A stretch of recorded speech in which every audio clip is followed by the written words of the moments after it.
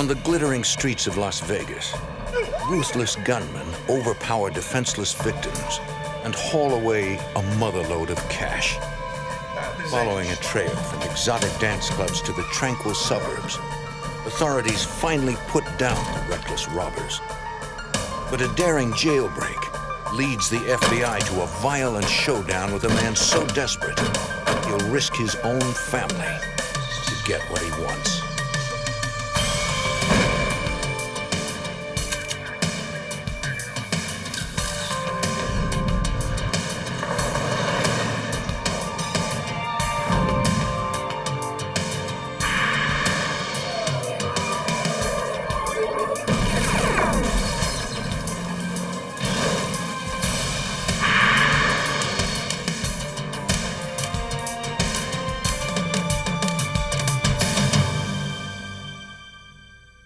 In Las Vegas, a gang of robbers target an ATM repository and hit the jackpot.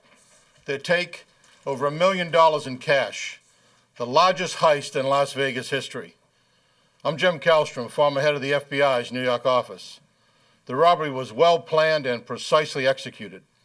The FBI and local police struggled to identify and track a desperate criminal whose tendency for violence turned a robbery into a case of murder.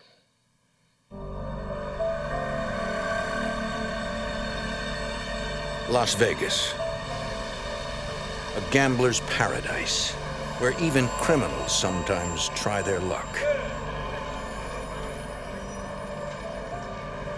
On the night of December 21st, 1998, a Las Vegas couple and their 18-year-old sister-in-law prepare to go to work.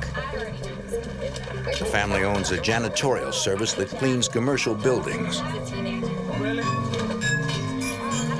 Suddenly, two masked gunmen rush up and force them inside their own van. For the cleaning crew, an ordinary workday has just become a night of terror. The gunmen blindfold and tie up their three captives.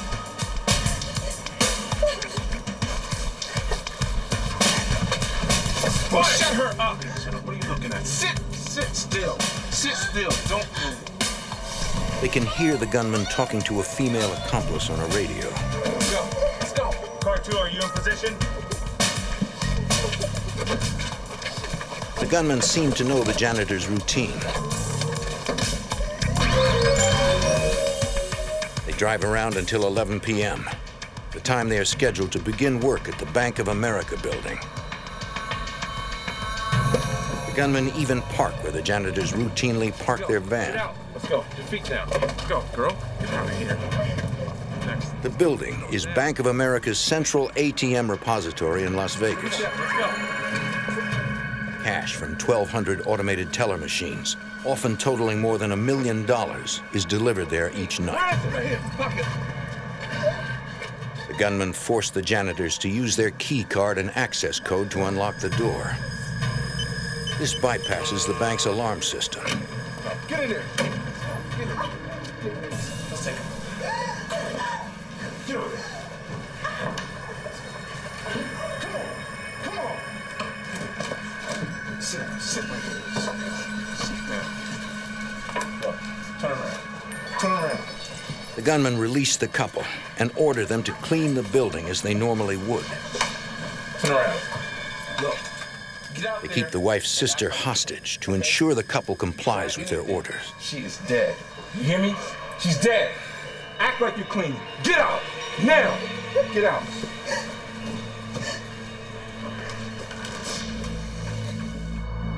At 11:30 p.m., an armored car arrives to pick up the night's cash deposit.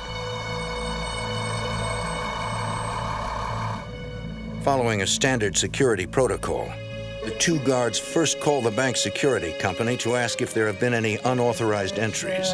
We're checking out the parking lot, the only thing. The alarm company reports that the only people inside are the janitors.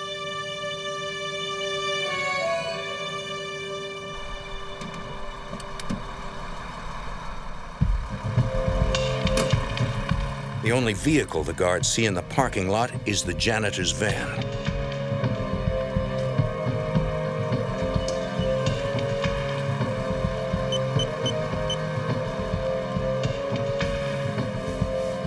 Inside, everything seems completely normal.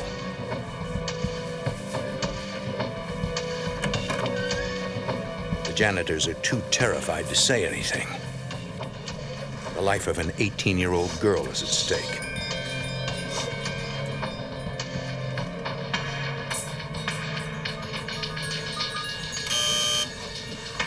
The guards open the vault containing $1,088,000, shrink-wrapped and ready for pickup. Suddenly, Get down! Get down! Get on the floor! Get your hands up!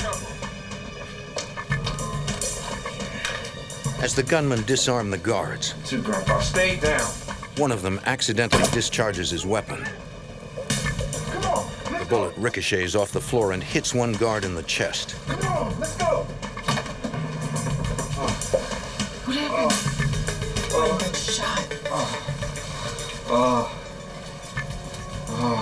Hang on.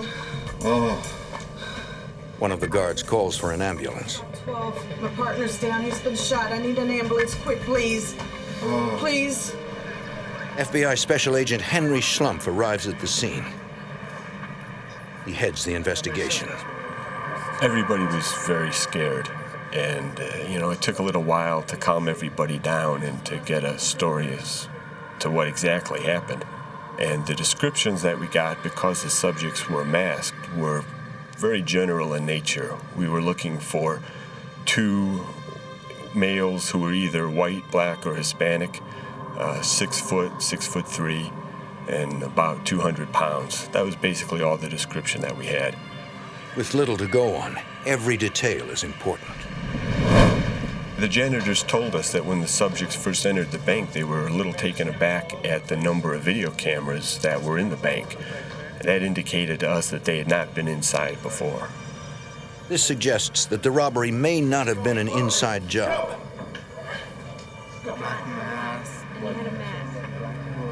Agents interview a truck driver who witnessed the robbers leaving the depository. Turned over to here, looks like 2 guys just went. The truck driver was making a late-night delivery to a nearby store. He saw 2 men run out of the depository and throw some bags in the back of a white Chevy S10 pickup truck. And they just took off in that direction. Authorities begin searching for the getaway truck. I put out the announcement for all responding units to look for a white Chevy S10 pickup truck. It wasn't very long after that the vehicle was found about a quarter of a mile from the depository, just parked on a residential street. Investigators run the truck's plates. Ironically, the truck is a police maintenance vehicle that was stolen from a Las Vegas Metro Police lot 1 week earlier. Investigators begin questioning neighbors, including a woman whose home is closest to where the truck is parked. She hadn't seen anybody get out of the pickup truck, but earlier in the evening, there had been another truck parked in the same place. And she described that as a white GMC dually, which is a pickup truck with 4 wheels on the back axle. Agents believe the woman saw the robbers switch vehicles, a common MO for bank robbers. They issue an APB for the white GMC truck. Hours later, they receive the welcome news that the wounded guard has undergone surgery and will survive. The next day, the bank determines that a total of $1,088,000 has been stolen. To date, it is the largest bank robbery in Las Vegas history. Although FBI agents believe this was not an inside job, they cover all their bases by interviewing the armored car guards and all bank employees. We didn't have a lot to go on. We ended up interviewing everybody who worked at the branch and everybody who worked at the armored car company and polygraphing some of them. Although agents do not find any new information, they do rule out the employees as suspects. Thank you. The subjects who committed the robbery could have found out everything they needed to find out by following the armored truck around and following the guards around. And we surmised early on that that's probably exactly what they did. With the investigation running out of leads, executives from Bank of America and the Armored Car Company decide to offer a reward for information leading to the arrest and conviction of the robbers. Agent Schlumpf advises them on how large the reward should be. And I said $50,000, which was quite a lot for a bank robbery, but we were going to need to generate some public interest in this case. Agents ask local authorities for their cooperation. We notified the airport that we were looking for someone carrying large amounts of money. We notified all the jails to advise us if anyone tried to bail someone out with large amounts of cash. A week after the $1 million robbery, the FBI receives a call from security at Las Vegas's McCarran Airport. They got a telephone response from someone asking if large amounts of currency would set off the metal detectors. And they took the number down on caller ID and gave it to us. Investigators use a reverse telephone directory to find the caller's address. Agents set up surveillance on that address, a home in the suburbs of Las Vegas. There were people going in and out of the house about every half hour. Someone would arrive and someone else would leave. But it's curious, and I kind of like to know what's going on.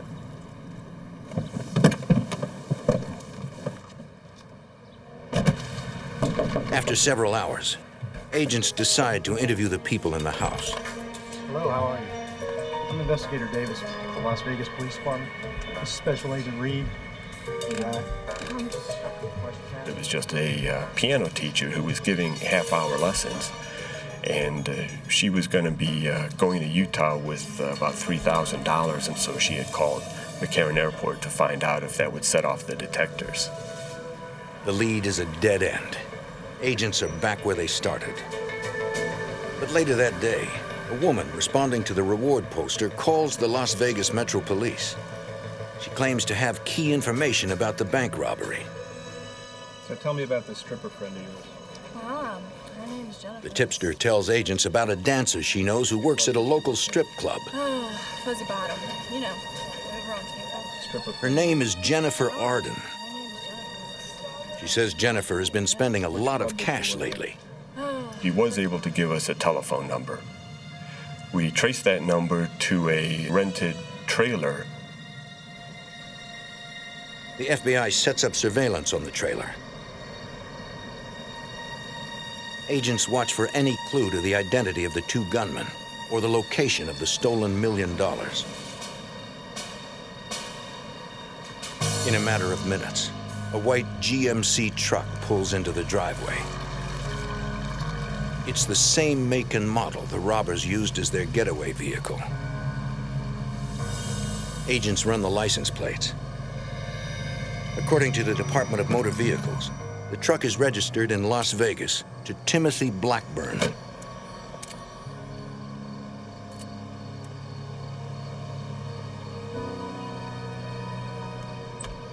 driver enters the house and leaves minutes later.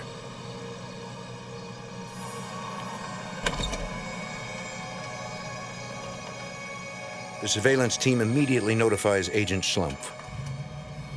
The sighting of the GMC pickup gave us enough probable cause to get a warrant for the trailer. Moments later, a SWAT team surrounds the trailer. To serve the warrant, we brought a lot of people with us because we knew we were looking for armed and dangerous subjects. They had already shot one person. We knocked on the door of the trailer and nobody answered, so we kicked the door open and served the search warrant. The SWAT team finds one man in the trailer. He identifies himself as Riley Bates. He reveals that Jennifer is his girlfriend. One team of agents begins searching the trailer for evidence, while another heads to the strip club to question Jennifer. FBI, I'd like to ask you a few questions, please. About what? You've been spending an awful lot of money. the exotic dancer told us that the money was her money that she had made over the past 4 years dancing, and that she didn't know anything about a robbery or anything else. Back at the trailer, agents continue to search for clues. In the bedroom, they find a heavy-duty combination safe. It looks brand new. The trailer was filled with trash, and it was not the kind of place where you would expect anybody with any money to be living. And yet here they had this brand new safe they had bought. What's the combination? Riley claims the safe belongs to his girlfriend, and only she knows how to open it. We'll find out.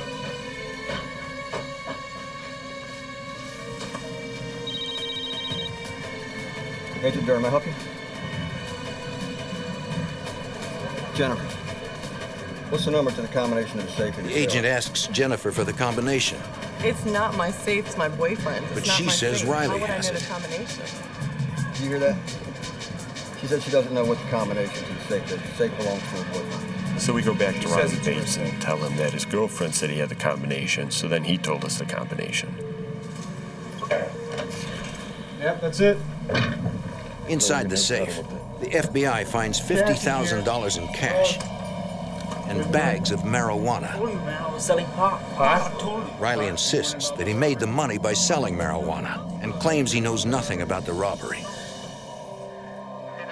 Agents strongly suspect he is lying. But with over $1 million missing, where is the rest of the money? Where did it come from? Las Vegas, December 1998. A team of violent bank robbers shoot an armored car guard and flee with more than $1 million.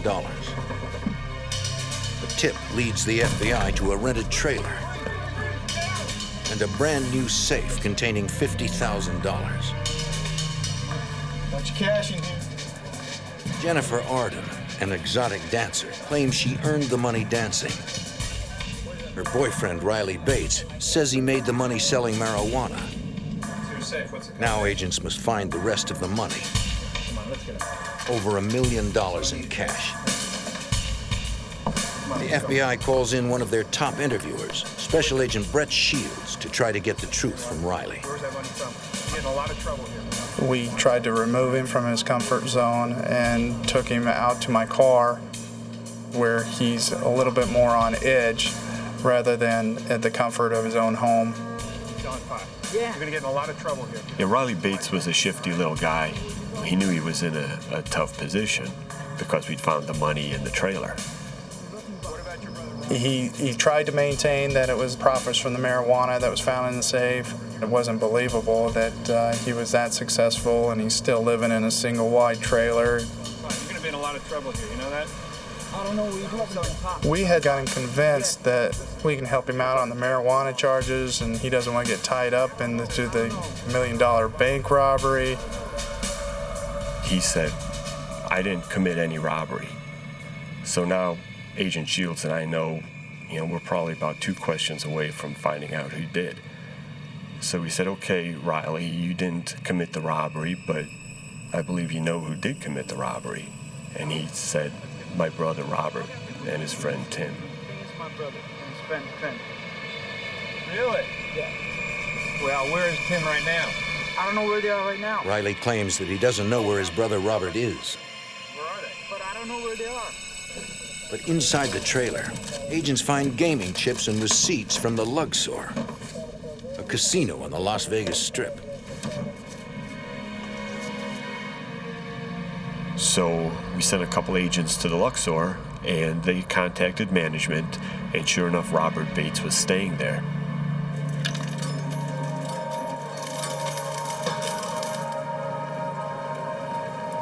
The hotel's head of security tells agents that Robert Bates has been spending heavily, paying for everything in That's cash. located where, sir? That's in the southeast town. You see the types of items that they're purchasing. Judging from his guest portfolio at the Luxor, Robert Bates had been just partying constantly since the night of the robbery. The 2 agents stake out Bates's hotel room until he returns. he was on some kind of drugs.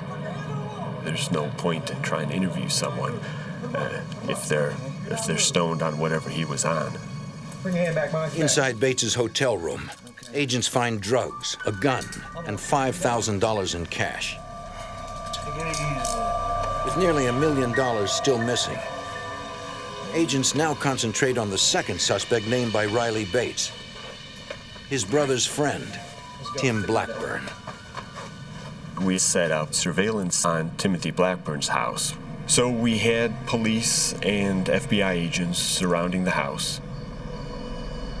They decide to approach Blackburn, but proceed cautiously. He's been investigated for armed robbery in the past and is considered highly dangerous. Tim Blackburn was about 26 years old, 6'3", 230 pounds. He was a martial arts expert, and he liked fighting, and he liked guns. He was an accomplished marksman. The FBI's criminal apprehension team moves into position. Special Agent Castle Nishimoto is a member of this elite tactical unit.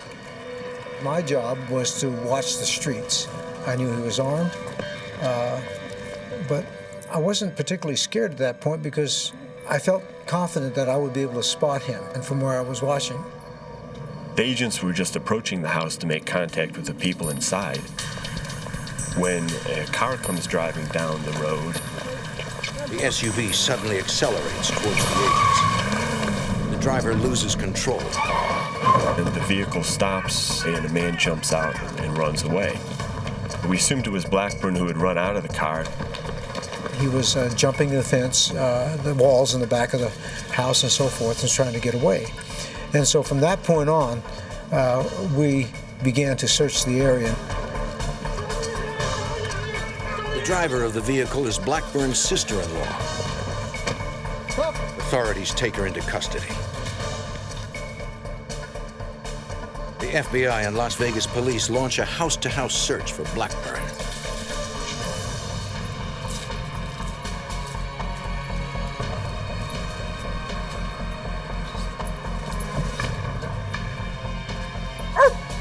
Two blocks away, a canine unit picks up the fugitive's scent. Come out with your hands up! You got me. Come on out! You got me. Move it! Your hands! Don't leave us in the dark. Come on! Blackburn was found by a canine unit hiding under a deck in someone's backyard. He had a mask and he had an ankle holster. Fortunately for the canine officer, the holster was empty. There's nothing in it, man. Blackburn had lost his gun jumping over fences. Hands behind you. We're back. Sorry, we got him. We'll take him inside for questioning. I don't have him. We're gonna find this. Investigators search the suspect's home while agents question Tim Blackburn and his wife, Sophia. Because I know that you know what's going on. I know that you know where the money is. Can you tell us where the money is now, where it's been put? They offer Blackburn a reduced sentence if he will admit to the robbery. I don't have any money. If you don't see it, it's not here. He refuses. Investigators continue to search the house. An evidence response search is very methodical. It's not just everybody running around to where they think something might be hidden. Everything is photographed first, and then the search progresses room by room, and then the outside is usually done at the end. They find some flex cuffs, like were the same type that the janitors had been bound with, and they found some walkie-talkies and some other surveillance equipment.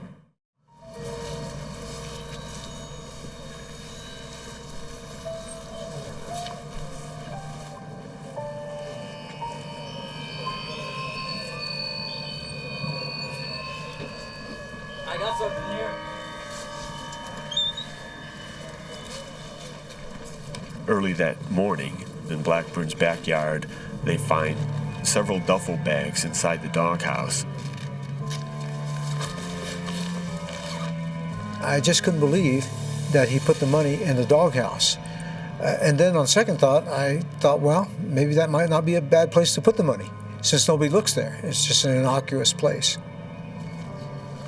Investigators recover more than $900,000, 90% of the stolen money. It took about 10 hours to count it. So by 4 o'clock that afternoon, we knew we had the money from the Bank of America robbery. The U.S. District Court charges Tim Blackburn and Robert Bates with bank robbery, kidnapping, carjacking, and using a firearm in the commission of a violent crime. They are held at the North Las Vegas Detention Center. But the FBI's work is unfinished. They believe that Blackburn and Bates were not working alone.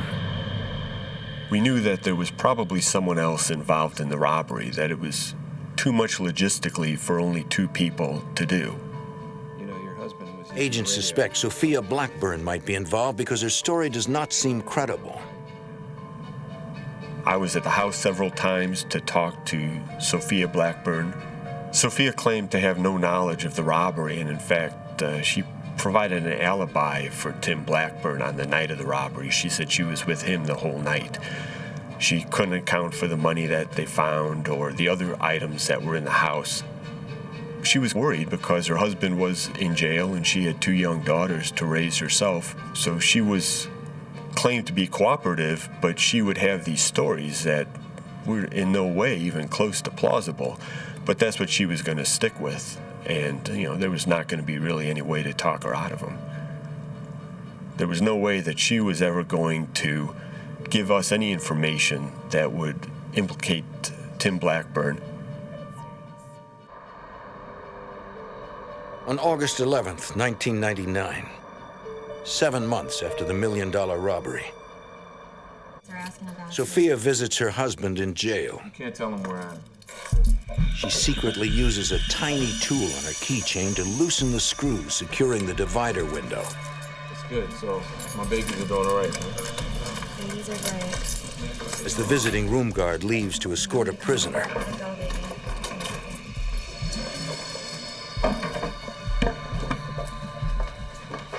Blackburn removes the bulletproof glass.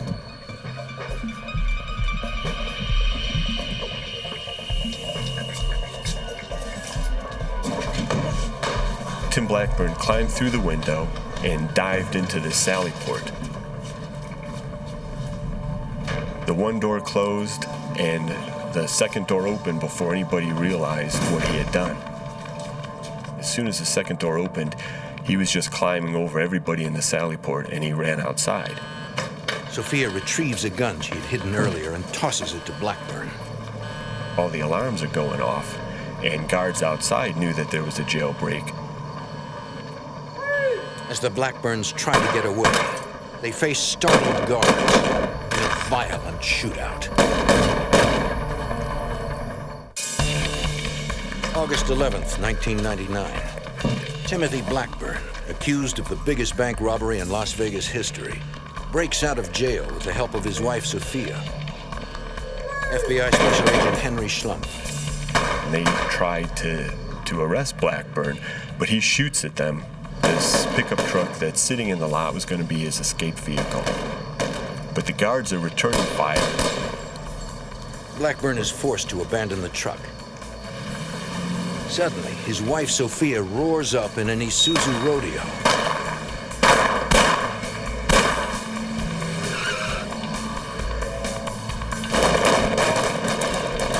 In a matter of seconds, they are out of range. It was hard to believe that Blackburn had actually escaped from the jail because although a lot of people want to escape from the jail and many attempted, very few actually get away. But it just pointed out again how unpredictable Blackburn was. Looking for leads, FBI agents Henry Schlumpf and Brett Shields tracked down the suspect's relatives. Blackburn was going to have to go someplace to get some help. Agents check out an apartment building where Blackburn's sister-in-law lives. Parked out front, they find the same Isuzu rodeo used in the jailbreak. They run the plates and discover it belongs to Blackburn's wife, Sophia. We see the truck in the parking lot. So now our heart's racing just a little bit more. Adrenaline's pumping. Since he was in federal custody, it falls under the U.S. Marshal's jurisdiction as well. So I called some Marshal friends of mine. We're sitting on this truck not knowing if he's going to come back out to this truck, and we're going to have a confrontation right there before the marshals get there.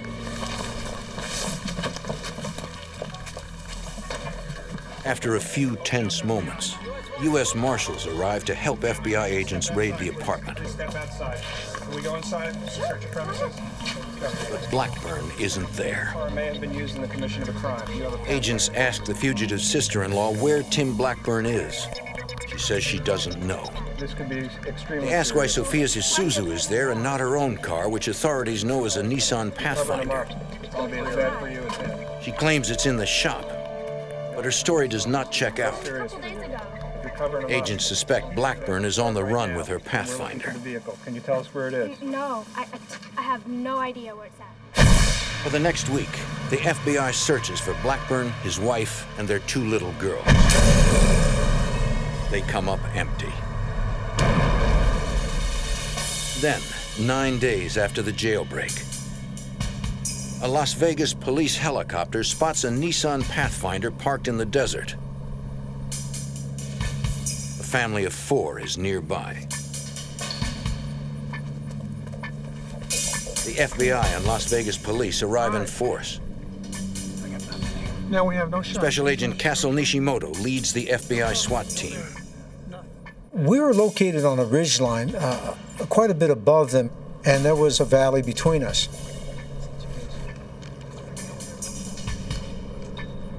We can see some people about half a mile away, too far away to identify them. If law enforcement tries to move any closer, they will have to move through an unprotected open space. We had to keep our distance from these people because if it was Blackburn, he is a marksman. Nevertheless, Agent Schlumpf daringly volunteers to drive down for a closer look. It did take some courage because the only coverage he had would have been the snipers. And they had at least 300 or 400 yards shot, as I recall.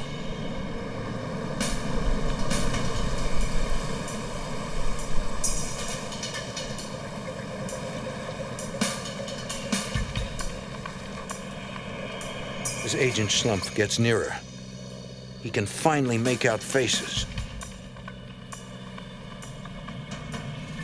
I could recognize that it wasn't Blackburn. It wasn't anybody who we were looking for. Authorities have hit another dead end. But Agent Schlumpf also realizes that authorities cannot continue to respond on such a massive scale.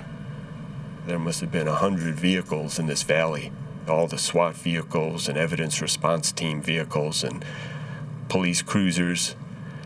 And I'm thinking to myself, you know, we can't be doing this every time someone says Tim Blackburn. I mean, nobody's got the resources and we're going to burn ourselves out. The next night, law enforcement pursues the dangerous fugitive with every available resource. We had about 40 agents, police, marshals, Henderson Police Department, detention center people. We got everybody together, and we divided up into teams, and what we were going to do was interview every one of Blackburn's associates, search every house, find every vehicle that he could possibly have access to.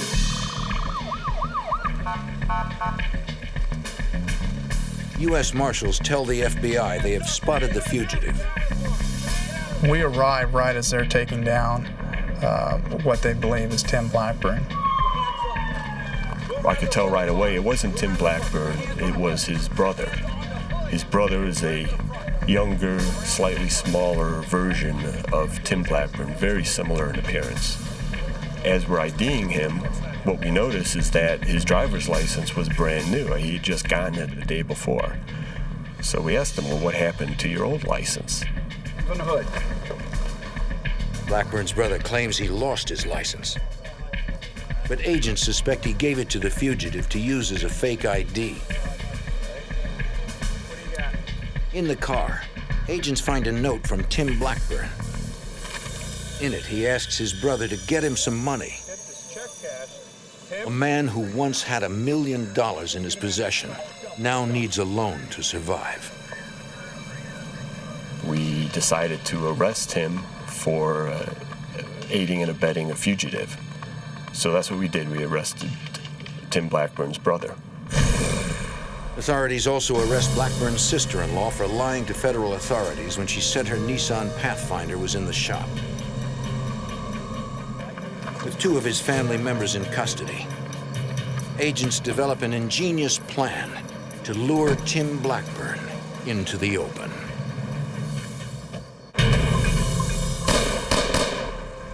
In Las Vegas, a violent bank robber breaks out of jail with the help of his wife. After 3 days of eluding authorities, agents decide to turn up the heat on the dangerous fugitive. One of the people we wanted to talk to that night was a close friend of Blackburn's who worked as a bouncer at a local gentleman's club.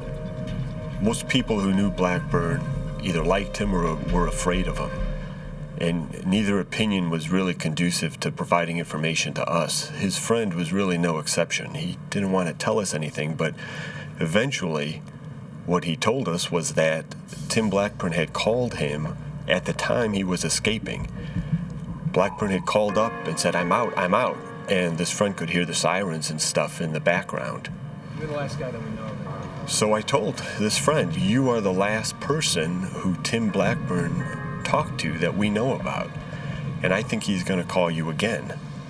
And when he does, we want you to tell him that we've arrested his brother and that the people who have assisted him are going to have to pay for what they did to help him. This putting pressure on Blackburn was an effort to try to get him to realize he couldn't really escape, to get him to turn himself in wherever he was at. The next morning, this friend called me up and told me that, sure enough, Tim Blackburn had called him again, and that he had told him that I'd arrested his brother and his sister-in-law. And, I asked him what did Blackburn say, and he just said he was mad. 2.5 weeks after the jailbreak, FBI agent Henry Schlumpf learns that Blackburn may have returned to Las Vegas. I got a phone call from a Las Vegas SWAT officer. He had just met someone who gave him some information regarding Blackburn's whereabouts in Las Vegas, which to my mind was doubtful. I doubted Blackburn was in Las Vegas. But I asked the officer to ask this fella if he knew the names of Blackburn's daughters. And sure enough, this informant did know the names, so at least we knew he did know Blackburn. The informant claims Blackburn is staying at a motel that caters to long-term guests. Agent Schlumpf and 2 Las Vegas SWAT officers rush to the location.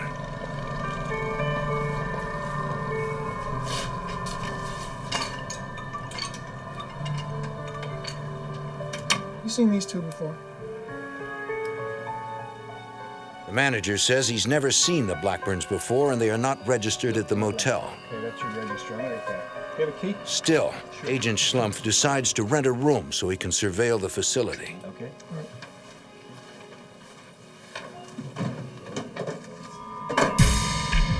SWAT officers call in the license plates of every vehicle in the parking lot. None of them are reported as either stolen or owned by any of Blackburn's relatives. The motel tip is beginning to look like another false lead. The FBI does not give up. They begin checking every apartment. So what we decided to do was to perform a ruse. We would have a complex security guard just start knocking on doors and notifying the residents of noise complaints. I'm there watching, and the door opens, and Sophia Blackburn comes out to talk to the guard. I couldn't believe it. There she was. She looked happy and smiling and well-rested, better than I'd ever seen her. She did not look like she'd been on the run for 17 days. Suspecting that Blackburn is hiding in the apartment, Agent Schlumpf calls for immediate backup. The criminal apprehension team in Las Vegas SWAT arrive within minutes. SWAT responded right away. More agents came. and a lot of patrol units, marshals came. And what we did was we started evacuating the complex. Every apartment was evacuated except, of course, for the one where we thought Blackburn might be. And then we did what we do in 99% of our fugitive cases.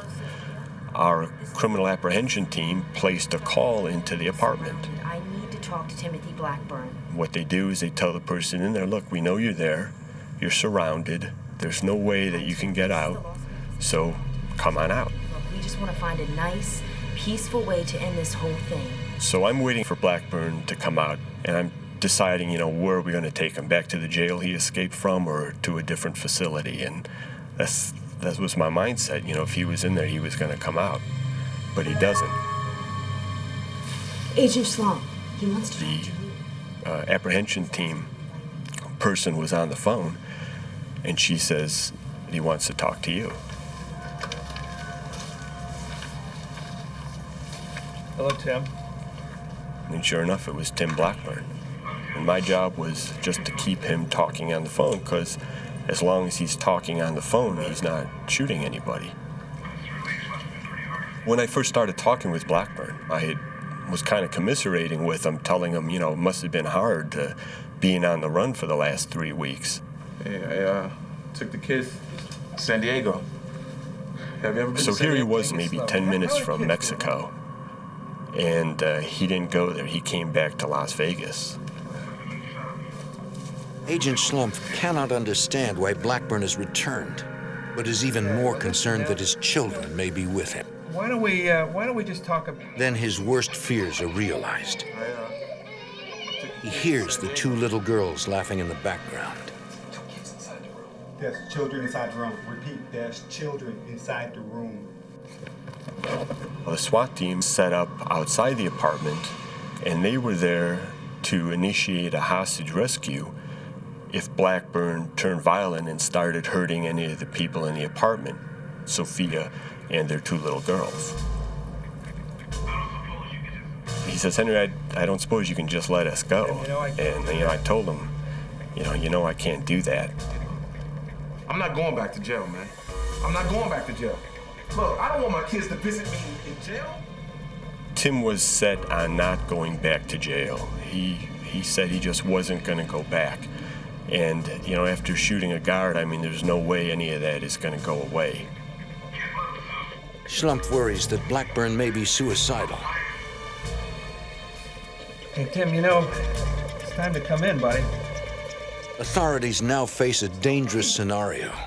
A hostage barricade situation involving an armed man, his wife, and 2 small children. Look, I'm not going back, man. That's just it. I'm not going back to jail. I'm not going back. The FBI and police SWAT teams surround a motel just off the Strip in Las Vegas. A violent bank robber has barricaded himself inside one of the apartments.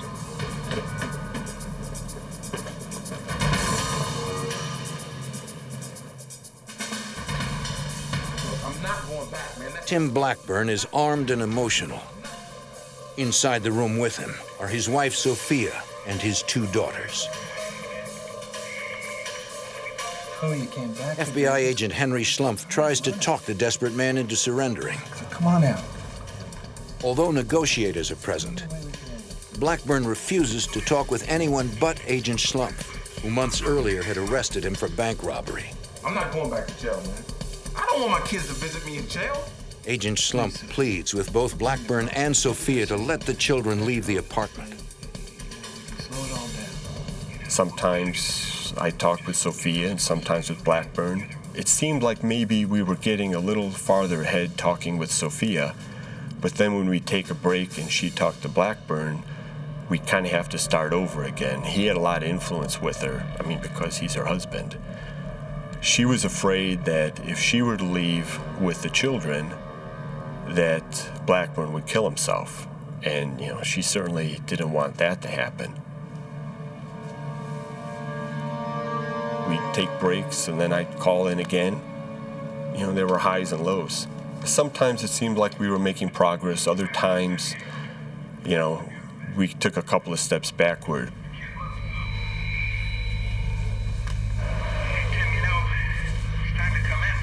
So Henry, what's the best place to shoot myself in the head, huh? He asked me what I thought would be the best place for him to shoot himself. And I told him that we had a lot of other things that we could talk about and try to work out before it came to that. How are the kids doing? Blackburn says he put his daughters in the bathtub to protect them. For their own protection. But the SWAT commander is concerned. Confining them could also be the prelude to a murder-suicide pact.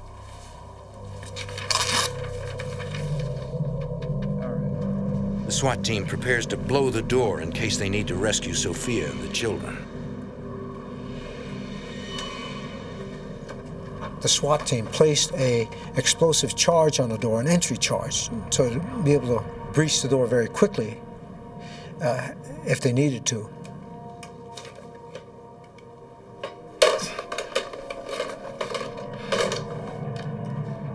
After 4 long hours of negotiation,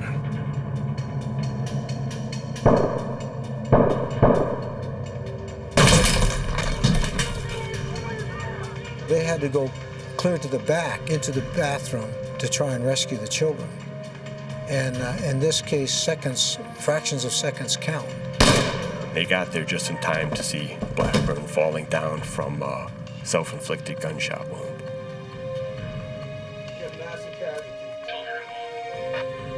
they find Sophia dead. Both the children have been shot in the head and are barely alive. I saw them running very quickly to try to save the children. The SWAT team got them to the paramedics, but they died in their arms. I felt quite saddened that my fellow SWAT officers tried their best and yet wasn't able to save the children. Our mission was to save lives, and we were not able to accomplish that. It was just devastating. It was like the worst possible outcome.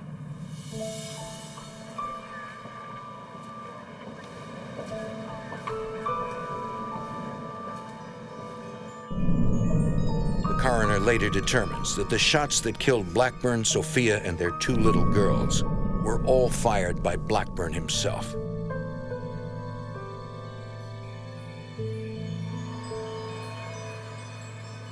A few months later, in federal court in Las Vegas, Riley Bates and his girlfriend plead guilty to possessing stolen money.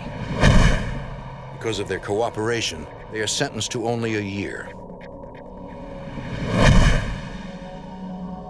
Blackburn's sister-in-law is sentenced to 1 year for lying to federal agents and impeding their investigation. Robert Bates pleads guilty to bank robbery and is sentenced to 24 years in prison. Today, Agent Henry Schlumpf has made his own peace with the tragic events caused by Tim Blackburn. He's ultimately responsible for everything that happened. He came back to Las Vegas to do exactly what he did. He came back to die. I don't think he was gonna ever come out of that apartment or let anybody else come out of it either. Las Vegas law enforcement will never forget the deaths of 2 innocent children. For them, the Blackburn case is all about lost hope and the tragedy of a desperate agenda. In Las Vegas, fortunes are won and lost through games of chance, but some try to beat the odds with violence. A ruthless band of vicious thugs strikes several casinos, taking thousands of dollars, leaving a bloody trail in their wake. Local police and the FBI team up to identify and track down the deadly gunman, who will stop at nothing to avoid capture.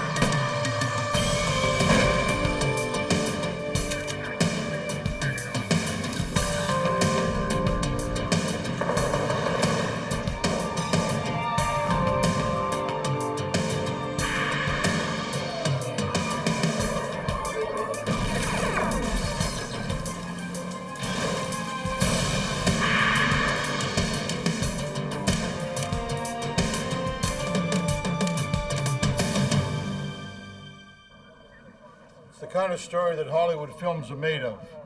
Brazen armed robberies of Las Vegas casinos. But this was no movie. I'm Jim Kallstrom, former head of the FBI's New York office. They were a gang of criminal masterminds. They carried automatic weapons and were not afraid to use them. With each and every new heist, they became bolder and more deadly, until the FBI stepped in, determined to end their violent rampage.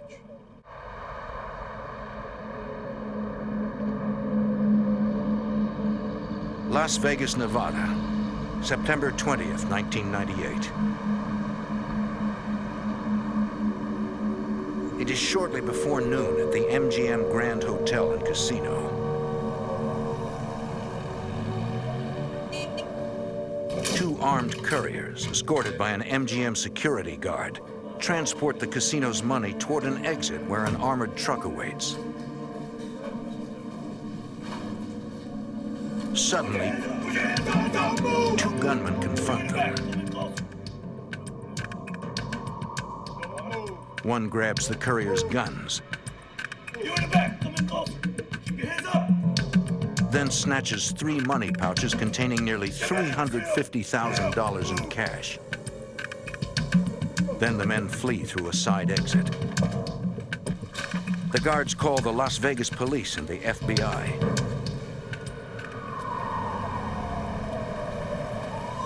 Detectives and agents respond to the casino and interview the guards, who give investigators a rough description of their assailants. Any kind of logo on the jacket? Not that I saw. Okay. It was two Latinos. I think I'm pretty sure it was Latinos. What kind of guns were they? They were not The robbers left no physical evidence at the scene. Right. Two semi-automatic weapons. Right. They were standing like right here, and I guess. The MGM, like all Las Vegas casinos, has a vast network of security cameras. FBI agents review video of the crime. Outside tape, please.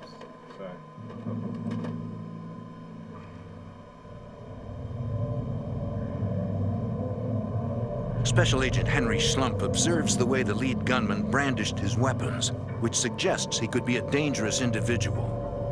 Seeing a subject commit a robbery with a gun in each hand is not typical. That would be a rare occurrence. And I think it would portend the violence that the subject was capable of. We got two-fisted gunslinger. Okay, can you give me the outside tape?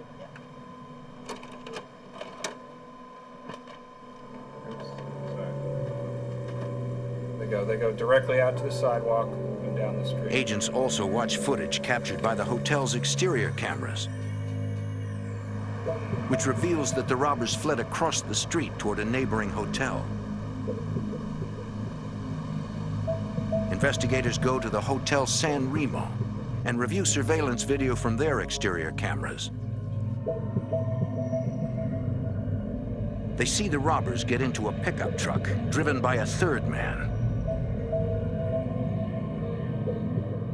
Stop. But the video cannot provide a viable lead, according to FBI Special Agent Castle Nishimoto.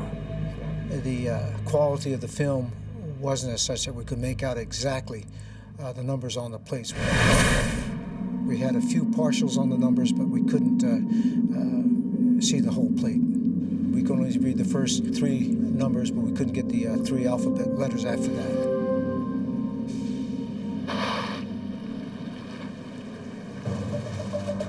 Despite having only a general description, police begin searching for the getaway truck. However, they are unable to immediately find it. Nearly 2 months later, continued search efforts lead to a break in the case. Once again at the San Remo. In the casino's parking lot, a Las Vegas Metro Police detective locates what looks like the getaway truck. The truck's plate numbers match the partial numbers seen on the surveillance tape. To investigators, it seems the robbers waited for the heat to die down after the robbery, then drove the getaway truck back to the San Remo. The detective runs a check on the vehicle's identification number and discovers it was reported stolen almost 3 weeks before the MGM robbery. Running a check on the license plate, investigators find it was stolen from a disabled car kept at a Las Vegas storage area.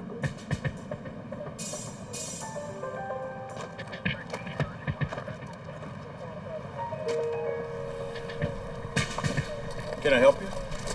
Yes, sir.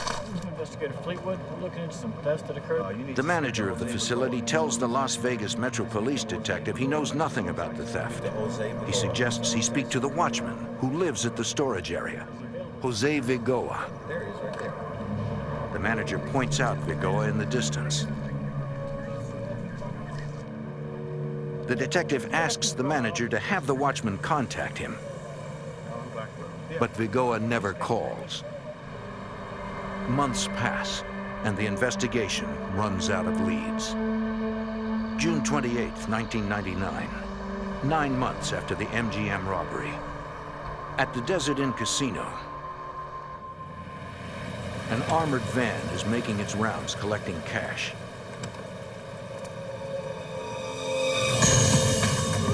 Two gunmen confront the guards. The guard inside the van is hit in the arm. His partner returns fire, but is hit 3 times in the leg.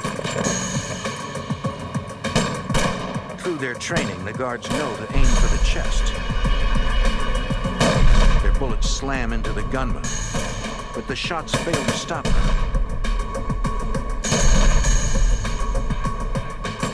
They must be wearing body armor. The guard on the ground manages to get to the safety of the armored vehicle.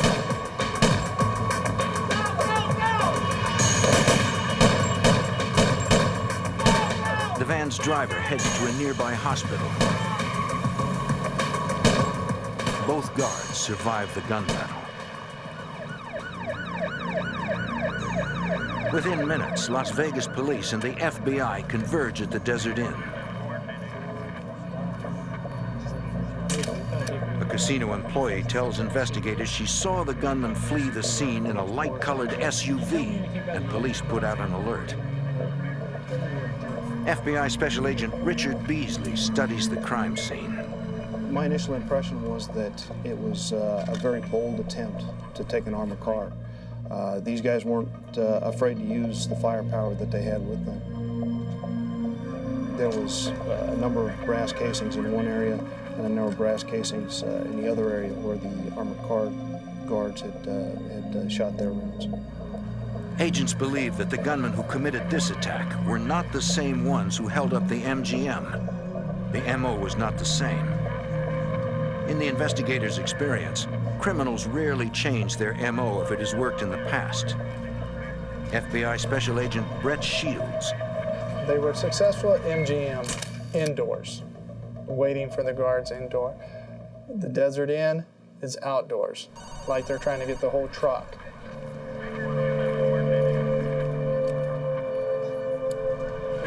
10 minutes after arriving at the scene, Agent Beasley gets a call that the getaway car has been found. I'll be right there. One of the uniform officers had been patrolling the area looking for this vehicle, and they found it in the parking lot of a small motel. We looked inside, and we could see shell casings on the floor, and there was a .45 caliber shell casing on one of the running boards. Investigators also find an empty water bottle inside the vehicle. It is preserved in the hopes of recovering DNA evidence from it. Nearby, agents interview a man who says he saw the men who were driving the SUV. There was a witness there that had been walking his dog that had witnessed the exchange of the vehicle.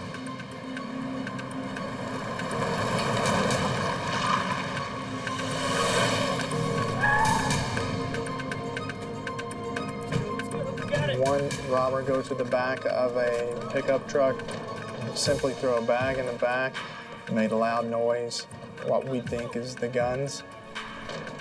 The other two jump into the front of this pickup truck. Let's go, man. Let's go. What's the matter? The key. The key doesn't work, man. Let's go. Okay. They were having difficulties actually getting the vehicle started. The witness then saw the two men frantically working on the steering column. What do you mean the key doesn't work? Working. What do you mean the key doesn't work? Come on, hotwire something. He didn't know whether they were messing with it to hotwire it or what. Finally, the pickup roared to life and the men took off.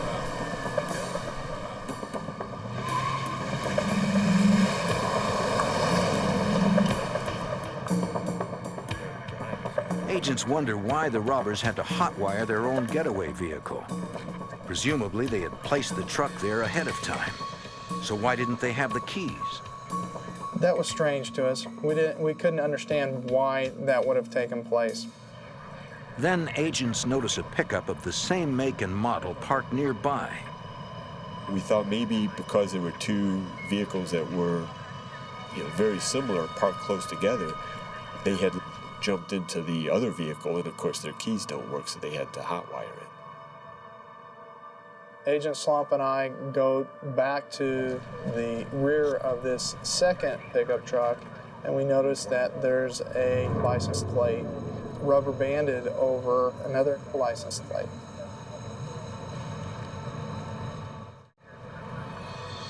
The FBI runs the vehicle identification number on the pickup and discovers that it belongs to an ex-con named Pedro Duarte.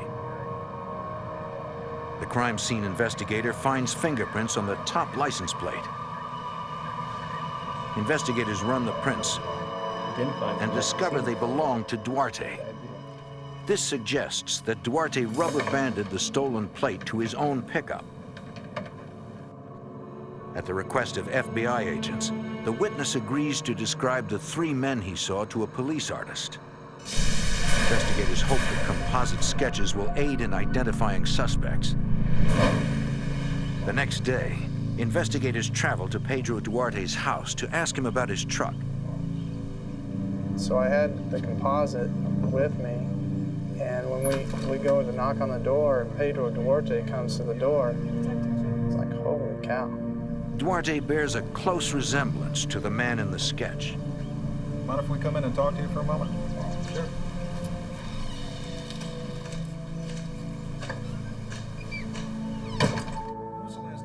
When asked about his truck, Duarte insists that it was stolen. Police records show that it was, in fact, reported stolen. But that was hours after the attempted robbery at the Desert Inn. His story was that he and his wife had had personal problems, and so he went down just to walk the strip. So he had parked his vehicle and was just walking up and down the strip, and that he had fallen asleep on a bench. Duarte claims that when he woke up, his truck was gone. Just nonsense. None of his story was true. He's just cocky as cocky can be, and his English was fine until we started getting to the harder questions, and then no habla. Duarte suddenly claims he cannot speak English.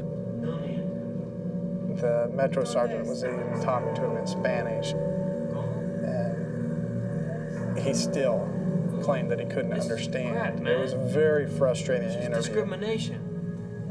Investigators are convinced Duarte is involved, but are stymied by a lack of direct evidence against him. We still didn't have any answers. I mean, was he up to no good on the strip? Absolutely. Could he have been doing jewelry robberies or purse snatchings or anything else and try to disguise his vehicle and this just be coincidental? Absolutely. Man, I don't know what you're even talking about, man. So we weren't comfortable enough to arrest him at the time. We got nowhere with the interview.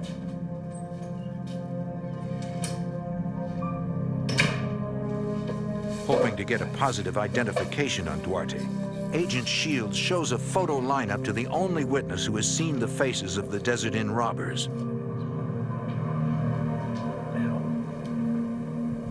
I can't tell.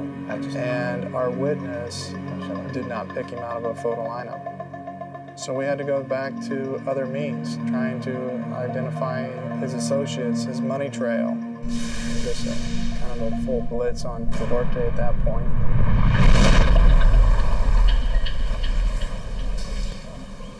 In an effort to gather any incriminating evidence against their suspect, investigators set up surveillance on Duarte.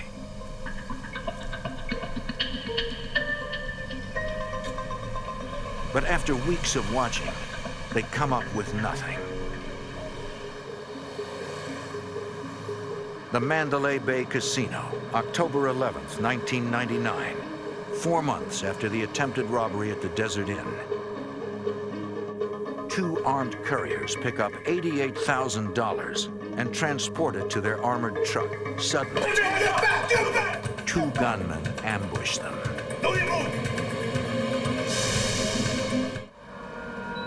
In the fall of 1998, 2 gunmen execute a brazen robbery inside Las Vegas's MGM Grand Casino, taking almost $350,000.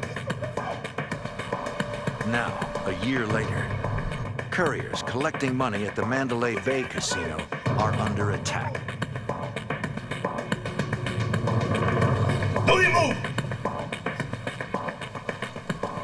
The robbers quickly disarm them and flee with $88,000 in cash. Let's go! Let's go! At the FBI's Las Vegas field office, agents review the surveillance video of the robbery. Special Agent Brett Shields suspects that the gunman who robbed the MGM committed this robbery as well. When we saw the manner of how this robbery had taken place at Mandalay Bay, there was a lot of similarities. The way the approach was made, the way the weapons were held, weapons in both hands, arms extended, and it did trigger some thoughts that the MGM and the Mandalay Bay are connected. I've been working on this for a long time. Investigators pore over the case, searching for any clue that might have been missed. Special Agent Richard Beasley. Brett Shields and I were in the office. We were talking about the case, what we could do to develop additional leads, make sure all the leads that we had been covered.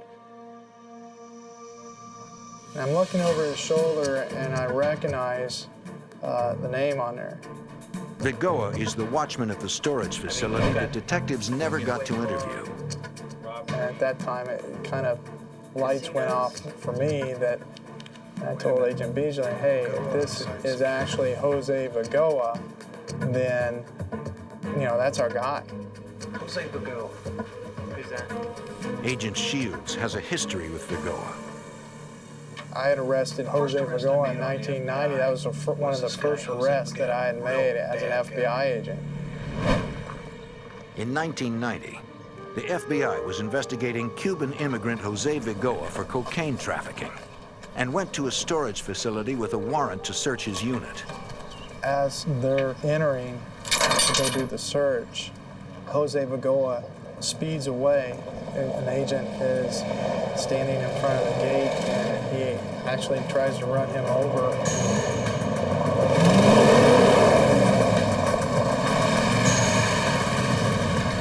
That's his personality, you know, that's just the type of person that he is, that he's not going to be taken by the police without a fight, and no respect for life or anybody but himself.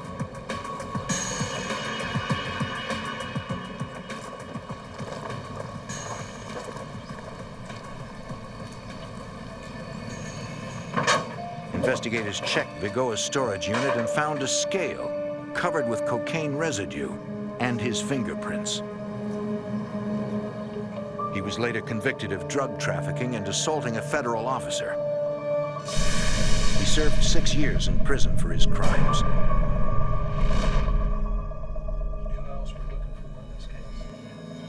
Shields remembers that Pedro Duarte was questioned in connection to the recent Desert Inn shootings.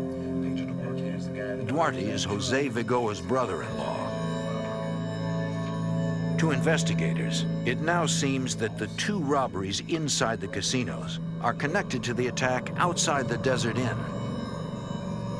They all appear to be the work of one group of robbers.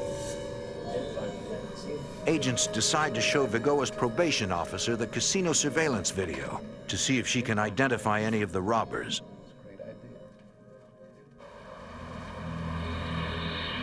The next day at the FBI office, Vigoa's probation officer watches surveillance tapes of both the MGM and Mandalay Bay robberies.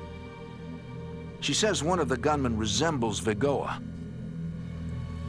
but can't make a positive ID. Disappointed but undeterred, agents put Vigoa under surveillance.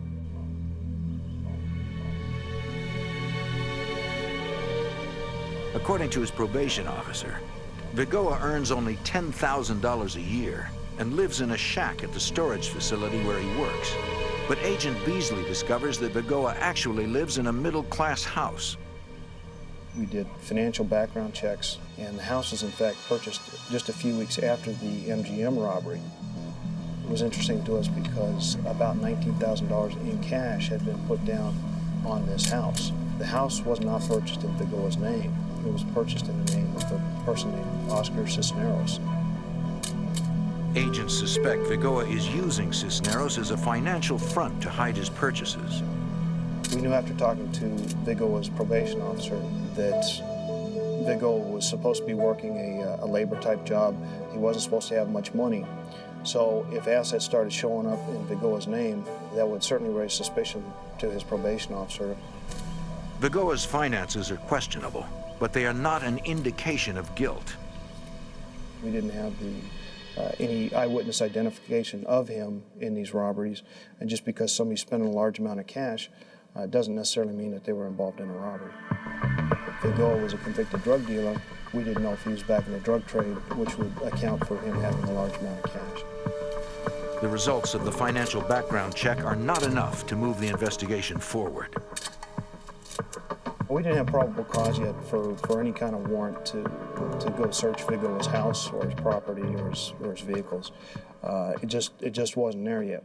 Even if we had even the minimal for a search warrant, we may not be ready to actually do it yet. We want to develop additional so we have enough to make the arrest and get a conviction, not just get enough for a search warrant for the house.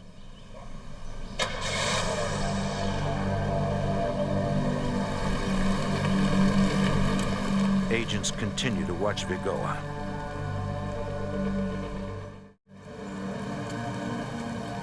Five months later, on March 3rd, 2000, in the neighboring suburb of Henderson, local police and the FBI respond to a report of an assault on an armored vehicle in front of the Ross Dress for Less department store. Two guards are dead. When we arrived, there was police tape up. There was cars all over the place. Witnesses were scattered, and there was the body of one of the security officers in the parking lot next to the truck. It was not a good scene. Investigators worked to determine the series of events that led to the two deaths. We started interviewing people in the parking lot, people in the surrounding businesses. A lot of people had heard the shots. Some people had seen the shots. Some people had seen the vehicle driving away. Everybody had a small piece to the puzzle that we were trying to put together. According to witnesses, around 11:15 a.m., an armored van parked in front of the department store.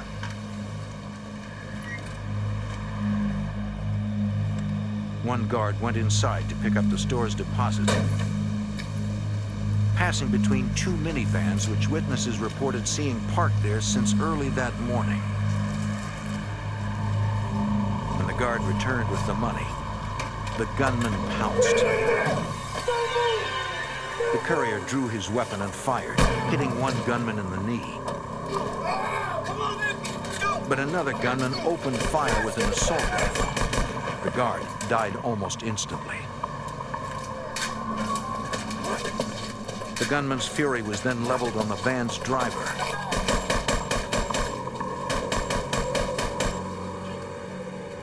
The lead gunman grabbed the money bags. All three men made their escape in what witnesses described as a beige sedan. Their total take was less than $5,000. The amount of violence used in that crime was just incredible. The number of rounds that were fired and the brutal cold-bloodedness that these security officers were killed was just uncalled for. The details of the attack lead agents to believe this robbery was perpetrated by the same group they are currently investigating. The lying in wait, the attempt on the armored car, the high-power weapons, the shots fired, it all matched with the Desert Inn attempt.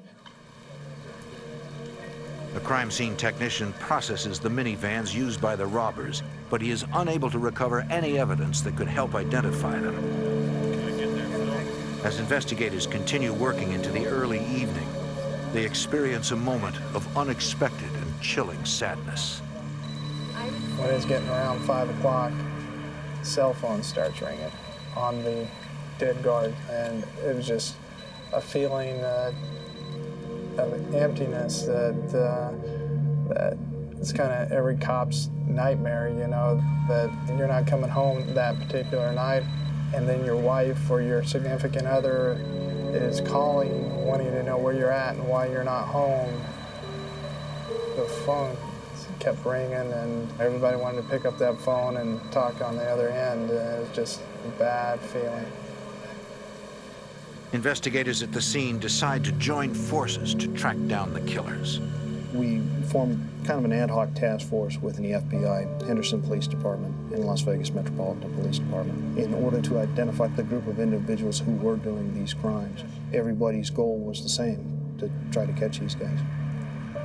But without any evidence implicating their suspects, they will need to move quickly if they are to capture them before they strike again. In Henderson, Nevada, a group of heavily armed robbers continue their violent rampage with an assault on an armored van, killing 2 guards in a hail of gunfire.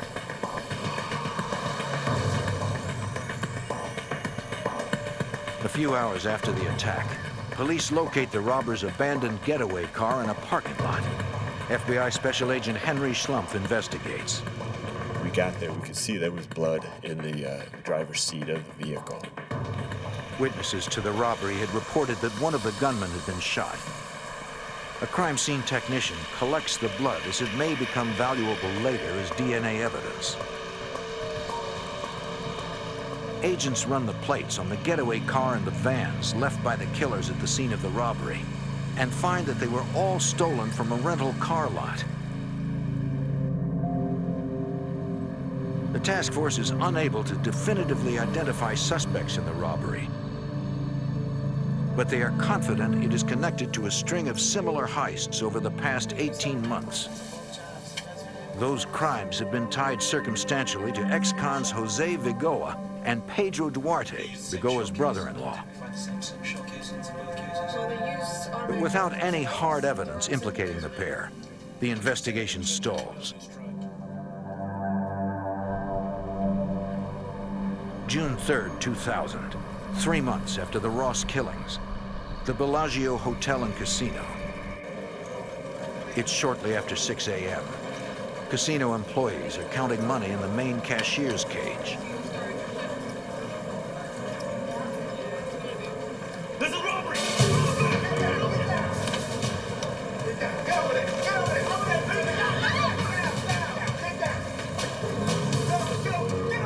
Gunmen force frightened employees into a corner and then clean out the money drawers. Don't move!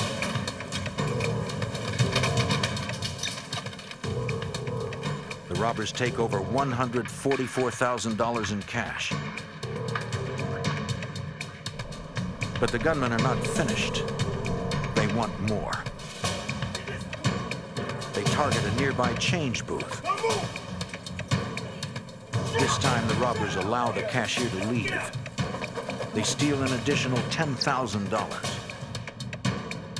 The security guard notices the fleeing cashier on a surveillance camera and zooms in for a closer look.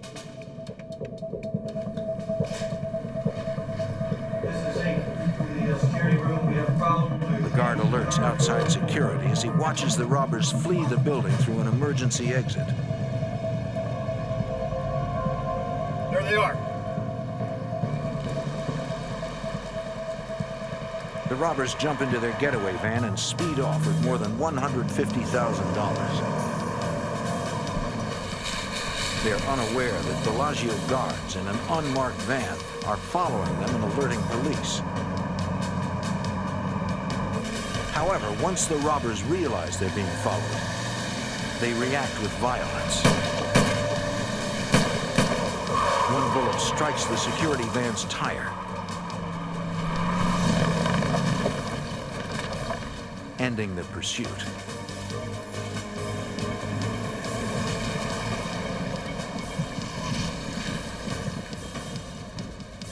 Fortunately, none of the guards are injured. They provide police with the make, model, and license plate number for the vehicle. When FBI Special Agent Brett Shields hears the details of the heist and the robbers' violent escape, he is convinced it is connected to their suspects. And it shows the mentality of these guys that they weren't going to get taken. They were going to shoot it out, they were going to run, they were going to do everything they could to get away. At the Bellagio's security office, agents ask Jose Vigoa's probation officer to watch surveillance video of the crime, hoping for a positive ID.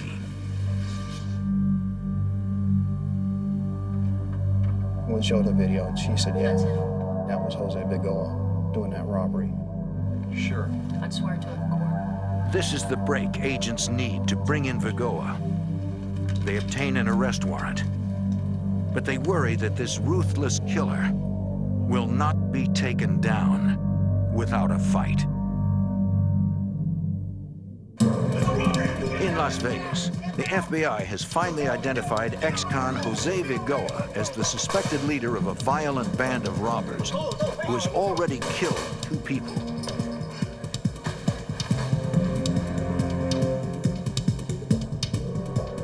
Agents obtain an arrest warrant for Vigoa and move to apprehend him.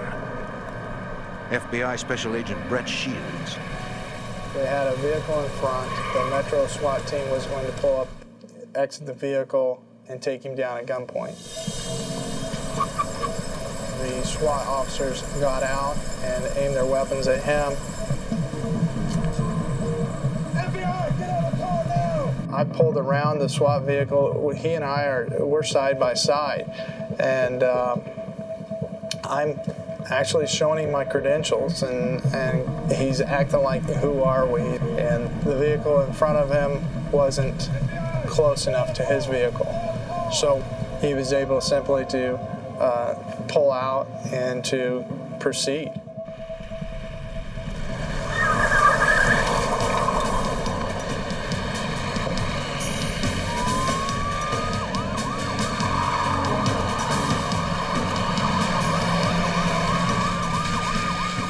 Chase is extremely dangerous, reaching speeds in excess of 100 miles per hour.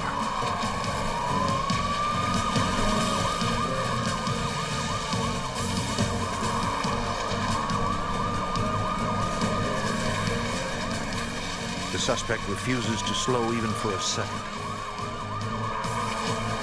After a few miles, Vigoa loses control of his vehicle and hits a tree. He exits the vehicle and flees. He's gone. He's jumping over fences. He's going. Las Vegas SWAT officers chase after Vigoa while Agent Shields inspects the wrecked vehicle. To his surprise, he finds Vigoa's wife in the passenger seat.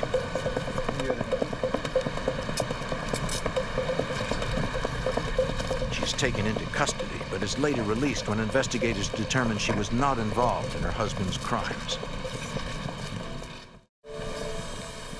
In the back seat, Agent Shields finds Vigoa's daughter. His wife is in the vehicle along with his little girl. Total disregard for them. Doesn't care that he's leaving them to face the police and all the weapons that's going to be drawn on them. He's taking care of himself. SWAT officers finally catch up to Vigoa and take him down.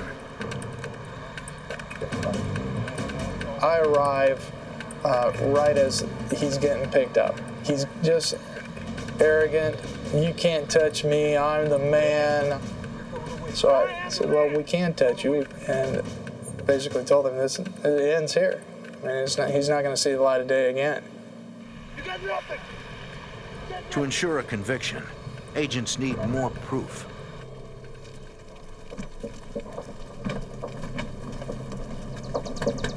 Police, open up! It's the police, open the door! Armed with a search warrant, they enter Vigoa's house and find nearly $100,000 in cash, but no evidence directly connecting him to any of the robberies. With Vigoa in custody, FBI Special Agent Richard Beasley moves in on Oscar Cisneros, Vigoa's financial frontman. We needed to talk with Cisneros about the assets that were in his name being used by Vigoa. We identified ourselves and told him that Jose Vigoa had just been arrested for the Bellagio robbery and that we needed to talk with him about his relationship with Vigoa and these robberies that have been happening in Las Vegas. I told him that we also wanted to search his house, and Oscar said, "That's fine. I'll talk with you, and you can search my house." Good, thanks. So right there on the hood of my car, he executed a consent to search form, which gave us his permission to search his house. Yeah, you can go ahead and come on in. Investigators search while Agent Beasley and a Henderson detective question Cisneros. Appreciate you bringing us in here. I wanted to ask you about this house and this guy. Look, I've known him for a long We time. talked with Oscar about his relationship with Vigoa, about the assets that had been put in Cisneros' name on behalf of Vigoa, and where the money had come from in order to purchase those assets. Cisneros told us that he was just doing a friend a favor. It wasn't his money, but he wanted to help his friend out. We asked him if he'd had any contact with Vigoa in the last several weeks. He said, yeah, Vigoa brought over some money a few days ago. He didn't know where the money was from, didn't know how much it was, and it was kind of in repayment for him being a good friend to put these assets in his name. Agent Beasley pressures him, but Cisneros says he knows nothing about any crimes. Again, he was very calm, collected. He claimed not to know anything about anything. He was just trying to work hard and pay his bills and support his family and just live a normal life. In the bedroom, investigators find a box full of cash. Suspicious, but not incriminating. A lot of hundreds, 50s, 5s, 10s. So, where did you get this from?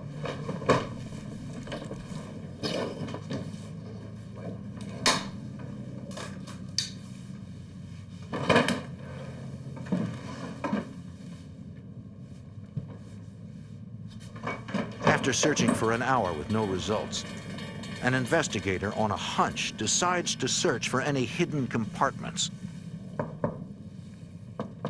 I've got something here.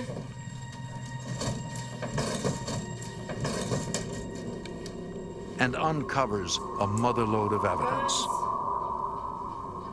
Ammunition, body armor.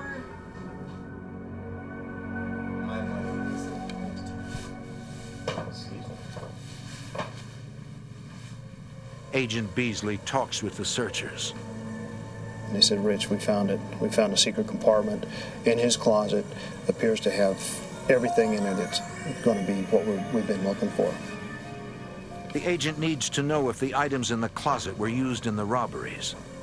So I immediately went back where Oscar was sitting. I said, Oscar, we found it. We found your closet. What's going to be in there? He kind of sighed. He looked down. He said, the guns, everything. So at that point, I knew that he was going to be more of a player than what I thought he possibly could have been. The agent asks him about a scar on his knee. So tell me.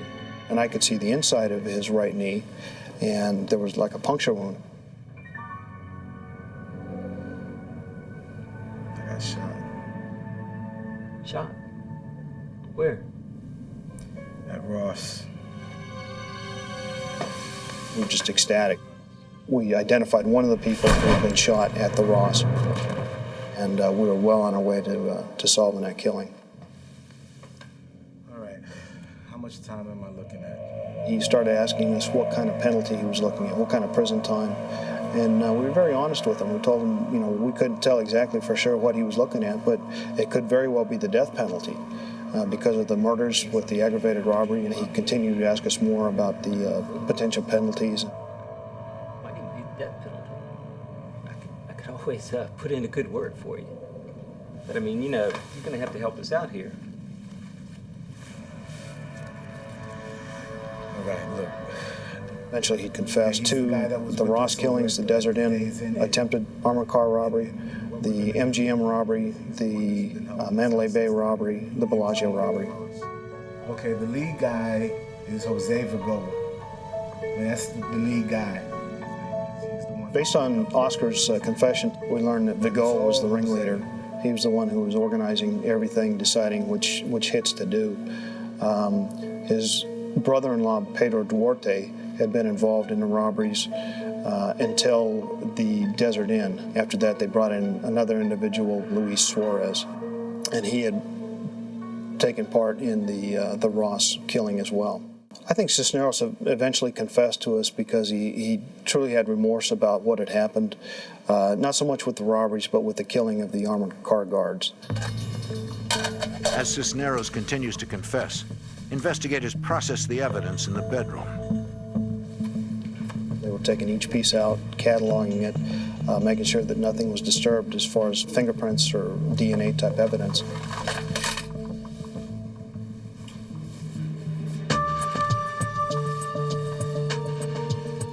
Toward the end of the search, they'd found what appeared to be pipe bombs in there.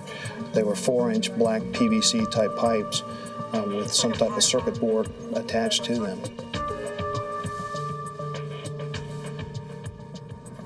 Investigators confront Cisneros about the bombs, asking if they are real.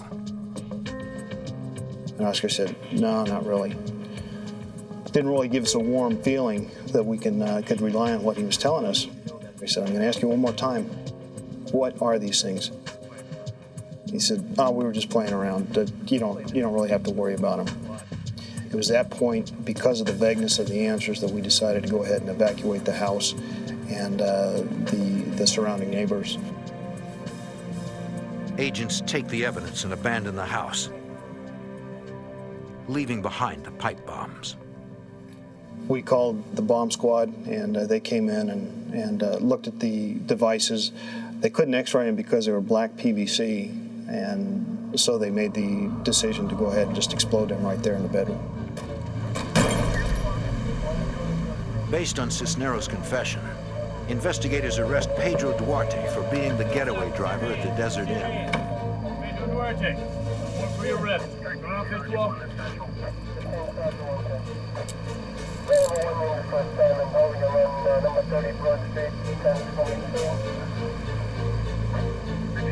Investigators move to arrest the final robber, Luis Suarez, but he has fled the state.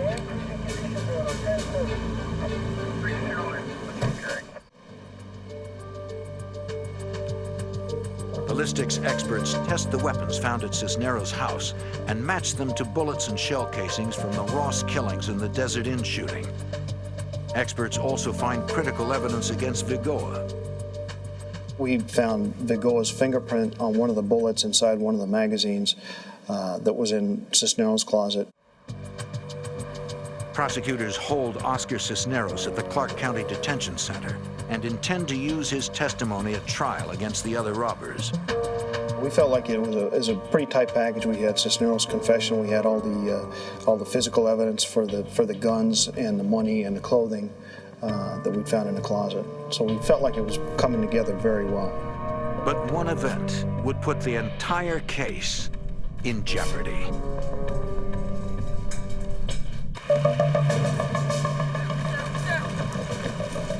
In Las Vegas, investigators have arrested 3 men connected to a violent robbery group. The leader, Jose Vigoa, his brother-in-law, Pedro Duarte, and Oscar Cisneros, who confessed everything to federal agents and implicated a 4th man, Luis Suarez, in the robberies. But on October 7th, 2000, the case weakens when Cisneros hangs himself in his cell. FBI Special Agent Richard Beasley. We learned later from the officers who investigated the suicide at the detention center that Vigoa had been sending messages up to Cisneros to do the right thing. I think that Cisneros didn't want to put his family through any more problems, and he just didn't want to deal with it, so he took the easy way out and killed himself. When Cisneros dies, his confession dies with him, since it would be inadmissible in court. The prosecution team turns to forensic science to tie the other robbers to the crime. DNA evidence from the recovered water bottle and ski masks links Vigoa, Duarte, and Suarez to the crimes. The blood evidence recovered belonged to the now deceased Cisneros. While prosecutors prepare for trial, agents track down the remaining gunman, Luis Suarez, who fled Las Vegas and is hiding in Florida.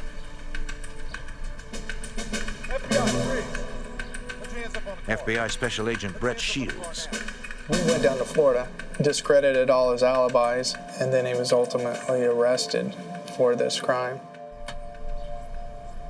In the fall of 2003, 5 years after their spree of robbery and murder began, Suarez, Duarte, and Vigoa go to trial in Las Vegas.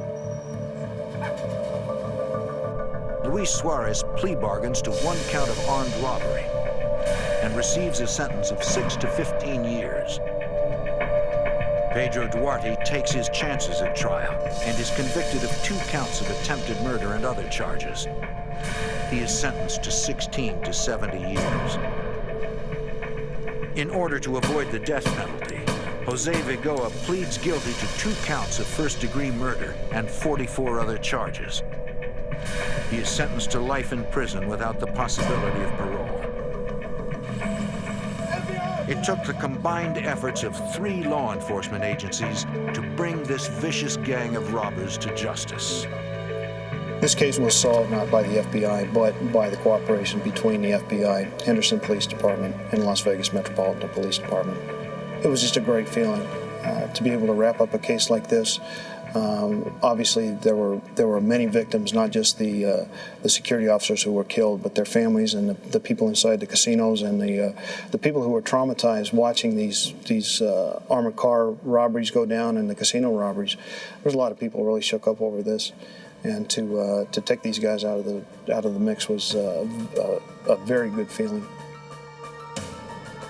And the next time someone threatens the safety of the citizens of Las Vegas, local police and the FBI will be there to stop them. A small town in Nevada faces disaster. A holiday weekend, 250,000 tourists, and a 1,000-pound bomb that could explode at any second. The device cannot be disarmed. It cannot be moved without detonating. Here we have the all clear. Stand by for the countdown. FBI, it's a worst-case scenario.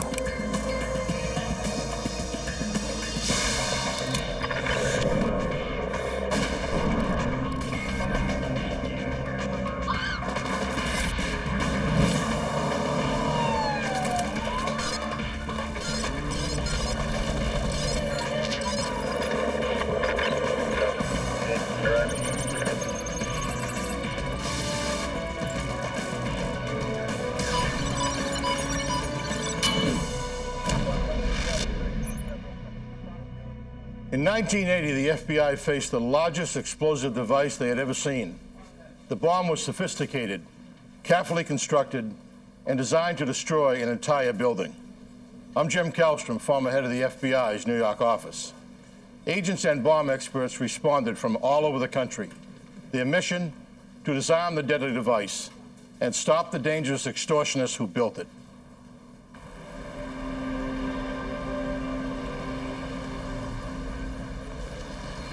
State Line, Nevada is a small tourist town straddling the border with California. The town has just 1,300 residents. The largest industry is gambling.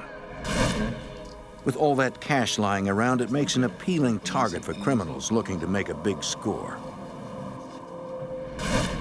August 26, 1980, 5:30 a.m. at the receiving entrance of Harvey's casino. Two men tell security they're delivering a new copy machine. The security guard gives them directions to the executive offices on the second floor. He has no idea what he has let in the building.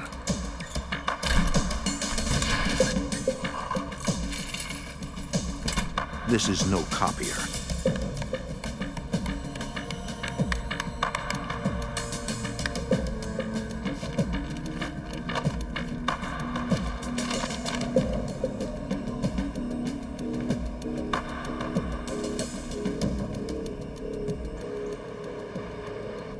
Shortly after 6 a.m., a security guard making rounds notices something unusual.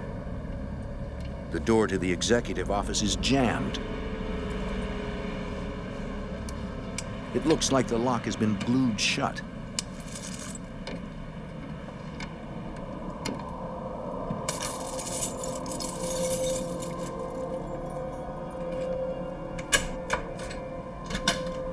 He manages to get the door open. The guard notices a bizarre-looking metal box in the middle of the room. On the floor, he finds a letter. According to the letter, the metal box contains a massive bomb. The guard contacts the Douglas County Sheriff's Department. Captain Ron Perini. It was about 6:30 in the morning, and I received a call from one of my sergeants who told me that they had found a device at Harvey's casino. Perini calls in the Tahoe Douglas bomb squad. The device is huge and made of metal. According to the letter, it contains 1,000 pounds of TNT. That much TNT could blow up everything within 500 feet of the casino. The letter also says the bomb has 3 separate timers, each set for different explosion times. The device cannot be moved. It cannot be disarmed. Unless authorities come up with $3 million in cash, the bomber threatens to blow up Harvey's casino. He also threatens that if the FBI thwarts this plan, then the bomber will strike the same hotel again. Yeah, this thing was big, and if it was real, and it did go off at that time, none of us would be alive. The complexity of the design and amount of TNT tells law enforcement this bomber means business. This device could blow up the entire block, and the police don't even know when it is set to go off. The bomber is holding all the cards. There was no indication from the bomb squad members that this was a false bomb, that it was just a shell. They felt it was very real. So there was a lot of issues going on at one time. How are we going to secure this? How are we going to provide the safety for everyone? The casino is packed with gamblers. The hotel is full of guests. With a bomb that size, police have to get the hundreds of innocent people to safety. Over the next several hours, 600 hotel guests are moved to a nearby high school. And it's scary, to tell you the truth. It's very scary. If this bomb would have gone off in that casino, we would have lost 600 people. As the guests are being evacuated, Captain Perini assesses the situation and determines he needs help. We're a relatively small department. We certainly don't have the expertise as some agencies may have in dealing with extortions, and the resources and the money and all the things that go with that to do a proper investigation. So because it was an extortion, we called the FBI immediately. Special Agent Bill Junkie. We typically have extortion attempts at the casino, the state line. We've had those before. We've had plenty of small bombs placed here and there in various casinos. At this time, the FBI was receiving nearly 100 extortion threats a year against casinos, but they were seldom this serious. But I never, in my wildest dreams, envisioned a bomb of this size and this complexity. There are 28 toggle switches on the top box. Each one is numbered. They were all in the same position, in a downward position, except for one toggle switch, which was numbered 23. That was in the up position. We didn't know when we looked at those toggle switches, of course, what they went to, what they were for. Any one of the switches could deactivate the bomb or detonate it. They gave me a letter which turned out to be an extortion letter that identified various components of that bomb. And reading that letter, I realized we had a big problem here. The letter indicated to us that there was 1,000 pounds of TNT in this bomb. And judging from the size of the large box, I think it was pretty consistent that 1,000 pounds of TNT could fit into that larger box. 1,000 pounds of TNT has a huge blast radius, enough to destroy more than one casino. That would devastate this small town. We blocked off the casino corridor area on US 50, made sure no vehicles could go through. We told the other casinos to vacate the immediate area near Harvey's, and they did that. They even boarded up some of the windows to make sure that if there was an explosion that would cause the glass to break and hurt others. As the sheriff's department closes down the streets, the bomb squad works on the device. The crew does not wear their bulky bomb suits because nothing could protect them if a bomb this size detonated. First, they want to know exactly what's inside the metal casing. What kind of bomb is it? How big of an explosion is it going to be? Is it going to affect the businesses across the street? Or how far will it go? Is there chemicals involved? Is there even nuclear stuff? Herb Hawkins is the assistant special agent in charge of the FBI's Las Vegas field office. Well, the device was X-rayed in parts because no X-ray machine was that big. So about a third of the device was X-rayed, then another third, then another third. In all, the bomb squad takes over 200 X-rays. They also photograph the device and dust for fingerprints. Getting paint samples is much riskier, but for the FBI, it could be an important clue to identifying the bomber. Ultimately, we may find a guy who's got that kind of paint in his garage. Investigators also find a small drop of blood on one corner of the device. It is collected as potential evidence. We may be able to find a guy whose blood matches that which was taken off the bomb. That's a good investigative lead for us. The latent fingerprints, paint, and blood samples are sent to the FBI lab in Washington, D.C. In the lab, technicians will analyze the evidence in the hopes it will lead them to the bomber. But for the agents on the scene, the first priority is to disarm this bomb. In the command post, investigators study the X-rays of the device.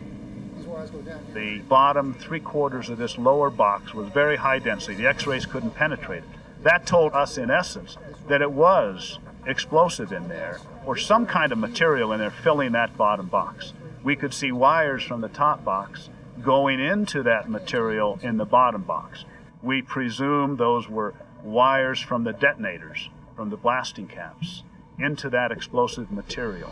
Scientists from NEST, the Nuclear Emergency Search Team, analyzed the bottom portion of the bomb to calculate the potential blast radius. They estimated that we were looking at about a 1,500 to 2,500 foot blast area where damage could be somewhat significant. And of course, inside of 800 yards, we're looking at more than severe damage, and of course, total destruction within 200-meter radius. We realized this guy knew what he was doing, that it was going to be an extremely difficult bomb to defeat, if it could be defeated at all. Agents are in an impossible position, but they must find a way to disarm this bomb, and fast, before anyone gets hurt. In State Line, Nevada, extortionists plant a massive bomb in a crowded casino. The bombers demand $3 million, or they will detonate the device. Within hours of the discovery of the bomb, investigators from all over the area arrive in State Line. Sheriffs from Douglas County, police from South Lake Tahoe, as well as El Dorado County. Special Agent Bill Jonke. They started just flooding in because they knew we would have a lot of work to do. We began bringing in FBI agents from surrounding districts almost immediately. As bomb experts work on the device, agents go after the extortionists. We needed every patron in that casino to be interviewed with the chance that maybe they had seen something, a vehicle being involved in the delivery of this bomb, something. Authorities set up toll-free hotlines. Captain Ron Perini and the Douglas County Sheriff's Department work closely with the FBI. We want to know if there's any witnesses, if anybody saw these people bring the device into the casino. What about vehicles, descriptions? The FBI questions the security guard. He tells them about seeing two men delivering a copy machine around 5:30 a.m. They were driving a white van. We knew that we may have a white van involved in this. We knew by then exactly what time that bomb came through the casino. We knew we had two people pushing and pulling that device. Investigators try to locate all the white vans in the Lake Tahoe area. Law enforcement officers were stopping these vans and finding out who the operators were. While agents on the street search for possible suspects, technicians continue to analyze the device. But the news is not good. This bomb is formidable. On that first day after the diagnostic work, the x-rays, the interpretation of that extortion letter, we realized that we weren't going to move that bomb. That we, in fact, had a viable, functioning, live explosive device. We didn't know what the explosive inside was. We also figured we had explosives in that top box that made any sort of render-safe procedure extremely, extremely difficult.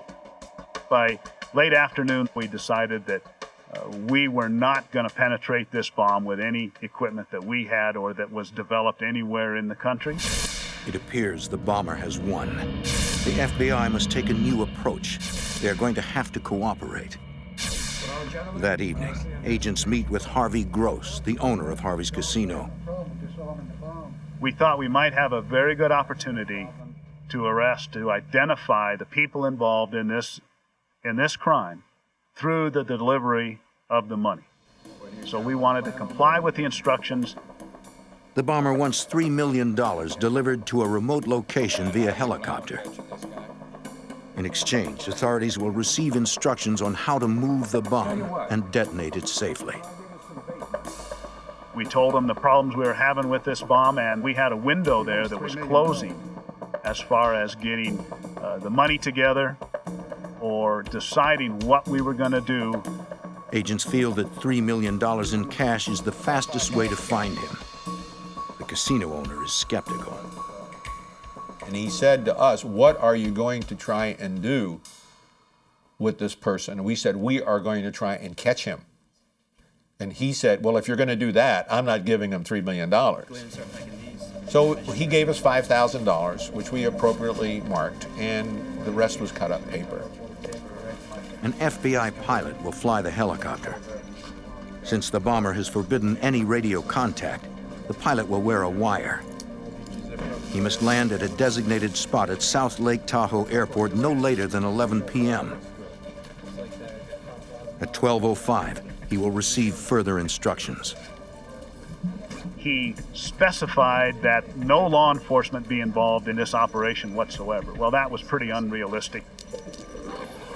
We, of course, had numerous law enforcement people stationed and concealed throughout that airport in an effort to identify anyone that could be seen near that airport that might be linked to this extortion attempt. The pilot lands at South Lake Tahoe Airport at exactly 11 o'clock. In a nearby building, a team of FBI agents and police monitor the pilot's wire. We were waiting for contact from the bomber. And at 12:05, just as he said, the telephone rang in the telephone booth. Okay. The caller instructs the pilot to look under the shelf of the phone booth. There he will find further instructions.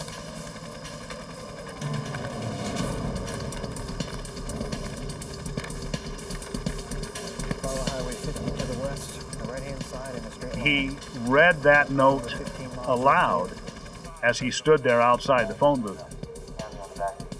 That allowed us to hear and to know what that letter contained, and we immediately dispatched ground units in the direction that he was told to fly. The pilot is instructed to fly west along Highway 50 at an altitude of 500 feet. At some point, he will see a strobe light where he is to land. Not much altitude in the mountains like that. Very, very low, very, very hazardous for a helicopter to be that low at midnight. We were going to do the best we could to provide ground coverage for the protection of our pilot, and also obviously to arrest, to apprehend this perpetrator if that was at all possible. So immediately we had cars traveling westbound on Highway 50 for the sole purpose of either one, encountering the subject or the suspect in this case, or two, ensuring the safety of our pilot. A SWAT team flying 1,000 feet above the FBI helicopter will provide added security. The thing that always makes you more apprehensive is the unknown. We didn't know who you were dealing with. We didn't know if we had 10 people, 1 person, 2 dozen that were going to meet that airplane. The FBI pilot flies west, following Route 50. He maintains an altitude of exactly 500 feet as he searches for the strobe light. There is nothing but darkness below. It seems the bomber is playing some sort of deadly game, and the FBI is at his mercy. State Line, Nevada, 1980. An FBI helicopter searches a 15-mile stretch of Highway 50 for a signal from below. The extortionist who planted a massive bomb in a local casino has demanded $3 million. Agents know that appearing to comply is their best hope for arresting the bomb maker. The pilot flies through the mountains in the dark at an altitude of only 500 feet. He sees no signal from below. Assistant Special Agent in Charge Herb Hawkins controls the search operation from the ground. He came back, he flew it again. And he flew it again. We kept sending him back down the route. Then after he got through with his 15 miles, we put him at 250, 300 feet, which he was scared to death. This was an experienced Marine helicopter pilot who joined the FBI. And he's flying treetops, trying to comply with and make this successful. And he keeps calling me, Herb, I got nothing. I have nothing. Everything's quiet, you know. And so I said, okay. Then at 4 o'clock, we brought him back. Stand by. It seems the bomber has won again. All the FBI's attempts to establish contact with him have failed. If he doesn't want the money, what does he want?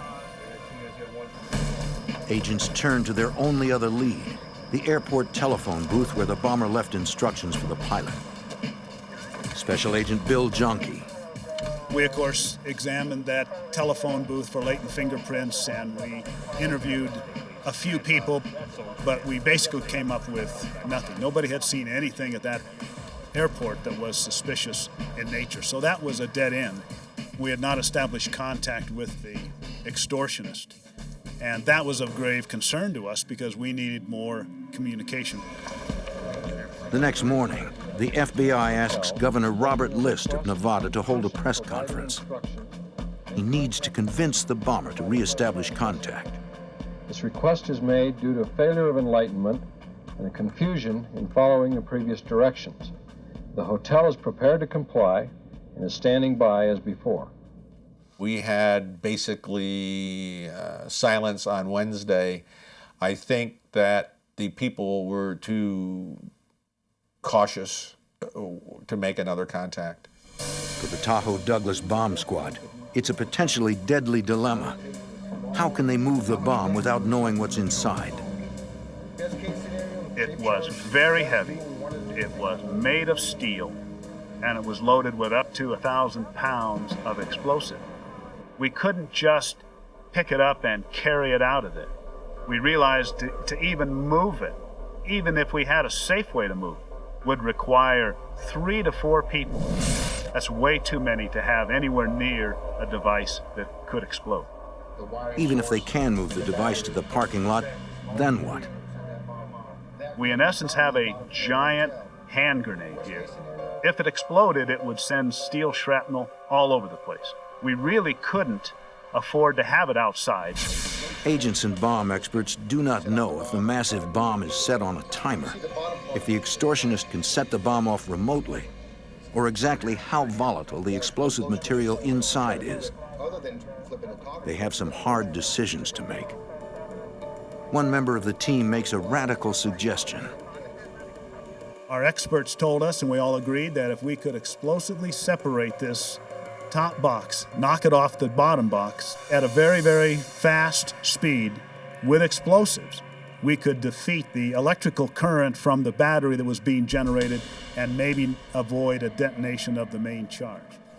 The plan is to use 6 pounds of plastic explosives to destroy the top box. In essence, the bomb's brain.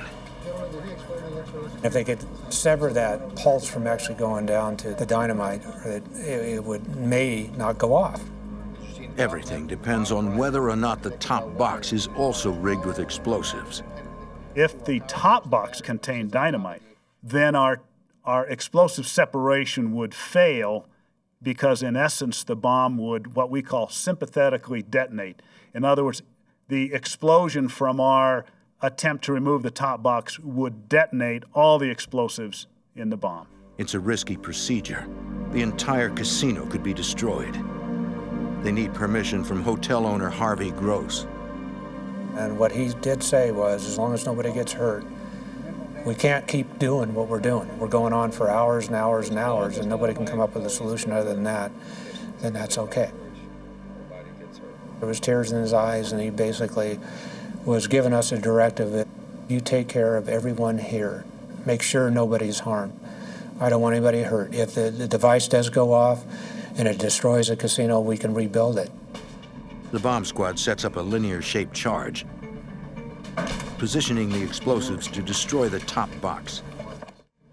Wires were run from the explosive charge to a window outside and eventually to a firing point out in the parking lot. There is no way to know whether the shaped charge will successfully disable the bomb or detonate it. We hoped that we would separate that top box and that there were, in fact, no explosives in there and we'd have no detonation. But we were fully prepared, and I have to say we expected detonation of up to 1,000 pounds of TNT, as the letter had indicated. So we were prepared for that when we fired that shape charge. At 3:55 p.m., Sheriff Jerry Maple broadcasts a warning. The disarming attempt is about to begin. Okay, we have the all clear. Everybody stand by. 5, 4, 3, 2, 1. In a casino in Nevada, FBI agents face the biggest bomb they've ever seen. A device packed with 1,000 pounds of explosives. Their only option, blow the control box off the top of the bomb with a small explosive charge. All you to stand by for countdown, please. Special Agent Bill Jonke watches from the roof of a nearby casino. We had high-speed cameras prepared for the detonation. We were watching. We were keeping our fingers crossed. We, of course, could hear over the radio literally the countdown. 5, 4, 3, 2, 1.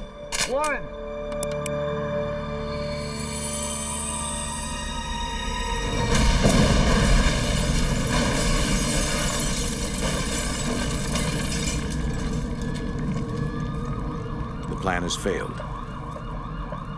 Part of the casino has been reduced to rubble. Assistant Special Agent in Charge Herb Hawkins. We had a major mess on our hands. We had a hotel that had been blown downward 2 stories, blown upward 2 stories. Numerous pieces of device, rebar, concrete, chips, wall, desks, furniture, all mashed up, and in some of it in the hotel, down in the hole. Some of it up on the 2nd and 3rd floor, and a bunch of it out in the parking lot. All of us probably had the same thought. We were thankful that we had not a single person with as much as a scratch. Nobody was hurt. We felt relief that the bomb, in essence, was gone. There was not a danger from that bomb anymore. Having to go back up on it for a day or 2 was getting stressful for everybody. So we felt a relief when that thing went off. If you destroy or damage a building, that can be rebuilt. But loss of human life or casualties is something that can never be healed. Myself and a few of the bomb technicians went into that building right away, right after detonation. However, it was pretty dangerous. Rubble is everywhere, and the FBI is concerned the rest of the building might collapse. Once it is secured, agents go back into the casino to search for clues. We commenced a very thorough crime scene investigation, as you would have to do in a bombing case, as your crime scene is really the key to helping you solve the puzzle. But in this devastation, finding those clues will not be easy. When a bomb goes off, the components just don't evaporate. They become much smaller and obviously disfigured, but they're there. They're there in the rubble. They're there in the crater at the bottom. They're there. Our job is to find them and identify them as components of the bomb. Authorities estimate it could take nearly 6 weeks to process the crime scene. The FBI can't afford to give the bomber that much time to cover his tracks. Within days of the explosion, the state-line casinos offer a $250,000 reward for the arrest and conviction of the extortionists. We hit every news media outlet with that information in hopes of somebody calling.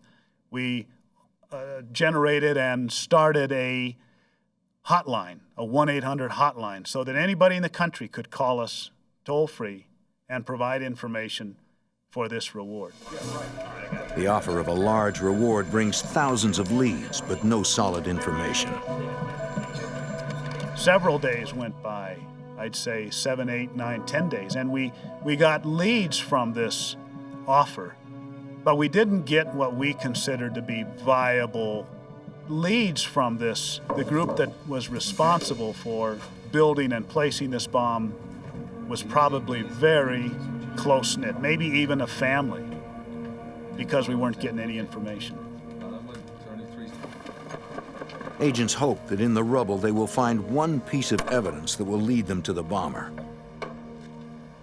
At the end of the 40 days, we'd recovered approximately 108 pounds of a bomb that we felt probably weighed around 800 pounds. So we recovered about 1/8 of it. The items that we recovered primarily were heavy steel items that survived the blast. As each piece of the bomb is recovered, it is shipped to the FBI laboratory in Washington, D.C. This is the first opportunity the agents have to really study the bomb. We were able to determine the type of switches that were used, the mercury switches, the type of explosive, pieces of cardboard box, things that would point where and how the device was constructed. Laboratory analysis tells agents a lot about the bomb and something about the bomber. One of the early things that we did was have the metallurgist look at the bomb components we were recovering and determine the stresses on those pieces of metal from a metallurgical point of view to tell us what forces were exerted against them in the blast. And by doing that, we could put a family of explosives into this. And while the threat letter said it was TNT, we're not about to take that on face value. We want to know that the damage was consistent with an explosive like TNT, which it was not. So right away we know something about the bomber. He didn't tell the truth in the letter. He was trying to tell us something that would get your attention. The bomber used dynamite instead of TNT. Because TNT is more powerful, he probably mentioned it to intimidate investigators. It was a very complex scheme, and therefore, when you looked at the device, a complex mind had to have put this together. A very painstaking, patient individual. This was not built in a day. This was a device that looked like it had taken weeks, if not months, to build. And to build it without drawing attention probably required even more time. To try and learn more about the bomber, agents asked for assistance from FBI profilers at the Behavioral Science Unit then housed at the FBI complex at Quantico. Profilers determined the bomber is probably a male, in his late 30s or early 40s, with some sort of bomb-making experience. Based on the complexity of the device and the letter, they feel the bomber is egocentric. He believes he can outsmart investigators. And the bombing profile is extremely difficult. It's not like a murder where the guy leaves certain fingerprints at the scene. Bombing is a lot more complex. Personal, when you shoot somebody, it's more impersonal when you build a bomb and you put it under his car and turn around and walk away. You don't have to sit there and watch. He doesn't like to get close to his victims. The agents also suspect something other than money motivates this bomber. Is this a terrorist act? And what's the goal of this particular act? Is it to just make money? Are these people involved with narcotics and drugs? Do we have organized crime, the mafia? We did not believe that organized crime would try and pull this type of thing. We didn't think the druggers would try and pull this type of thing. They like to remain off the skyline. Investigators are running out of leads, and the bombers seem poised to strike again. In Reno, 40 miles north, 4 more casinos received bomb threats. In State Line, Nevada, the FBI searches for a dangerous extortionist. He's already blown up one casino, and in his extortion note, he threatened to do it again. The FBI fears the bomber is simply toying with them. In Reno, 40 miles north, 4 more casinos received bomb threats. Investigators search the casinos, but no bombs are found. Further investigation reveals these threats aren't connected to the Harvey's bombing. Agents again appeal to the public for help. They distribute descriptions of the suspects based on the security guards' recollections. Assistant Special Agent in Charge Herb Hawkins. We were bombarded with thousands upon thousands of phone calls. In early September, agents receive an intriguing tip. 3 former employees of a jet aircraft plant moved to Reno just before the casino bombing. According to the FBI lab in Washington, some of the electronic components used in the bomb resemble aircraft parts. Aircraft engineers could have the technical savvy to put together a device like this. Special Agent Bill Junkie. They fit our profile, if you will, of being a group. They had access, they had experience in explosive work. They looked pretty darn good. And we spent a lot of investigative man-hours looking into these people and covering the leads from this group that extended nationwide. We focused on this group with a lot of our resources for 2 to 3 weeks before we were finally able to eliminate them as suspects. It's one of many dead ends, and the bomber has gone strangely silent. Desperate for leads, investigators review every phone tip they have received since the bombing. Assistant Special Agent in Charge Herb Hawkins wades through thousands of memos. On October 1st, a small tip catches his eye. A motel owner saw a white van leaving her motel in South Lake Tahoe an hour before the bomb was delivered. From witness statements, the FBI knows that the bomb was delivered in a white van. Hawkins thinks it's too close to be a coincidence. When I picked that memo up, first it came in on the 800 line and no one looked at it. It's now a month old. And a suspicious vehicle leaving at 4:30 in the morning in a van needs to be covered. Agents interview the motel owner who called in the tip.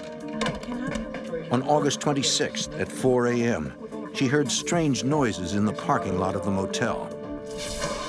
She awoke and went to a window and saw 2 to 3 individuals in white overalls trying to start a white van. She copied down the license number to ensure that it was the same license number on the registration card. The next day, she called the FBI hotline. Agents learn the name on the hotel registration card is fake. They run the license plate number of the white van through the California Department of Motor Vehicles. The information that came back from the DMV check on that license plate was that the vehicle was registered to a Mr. John Burgess, who was a resident of Clovis, California, which is right down by Fresno.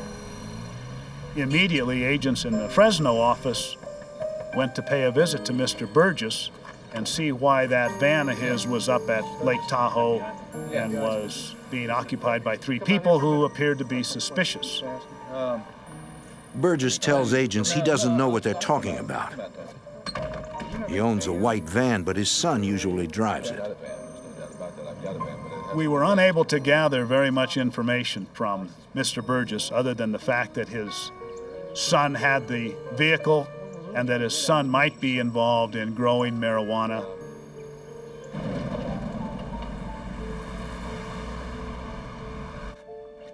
Agents interview Burgess's son in Fresno. They ask him what he was doing in Tahoe at 4 o'clock in the morning and why he used a fake name on his registration. The young man told the investigators that he was up at Lake Tahoe looking for a place to grow marijuana.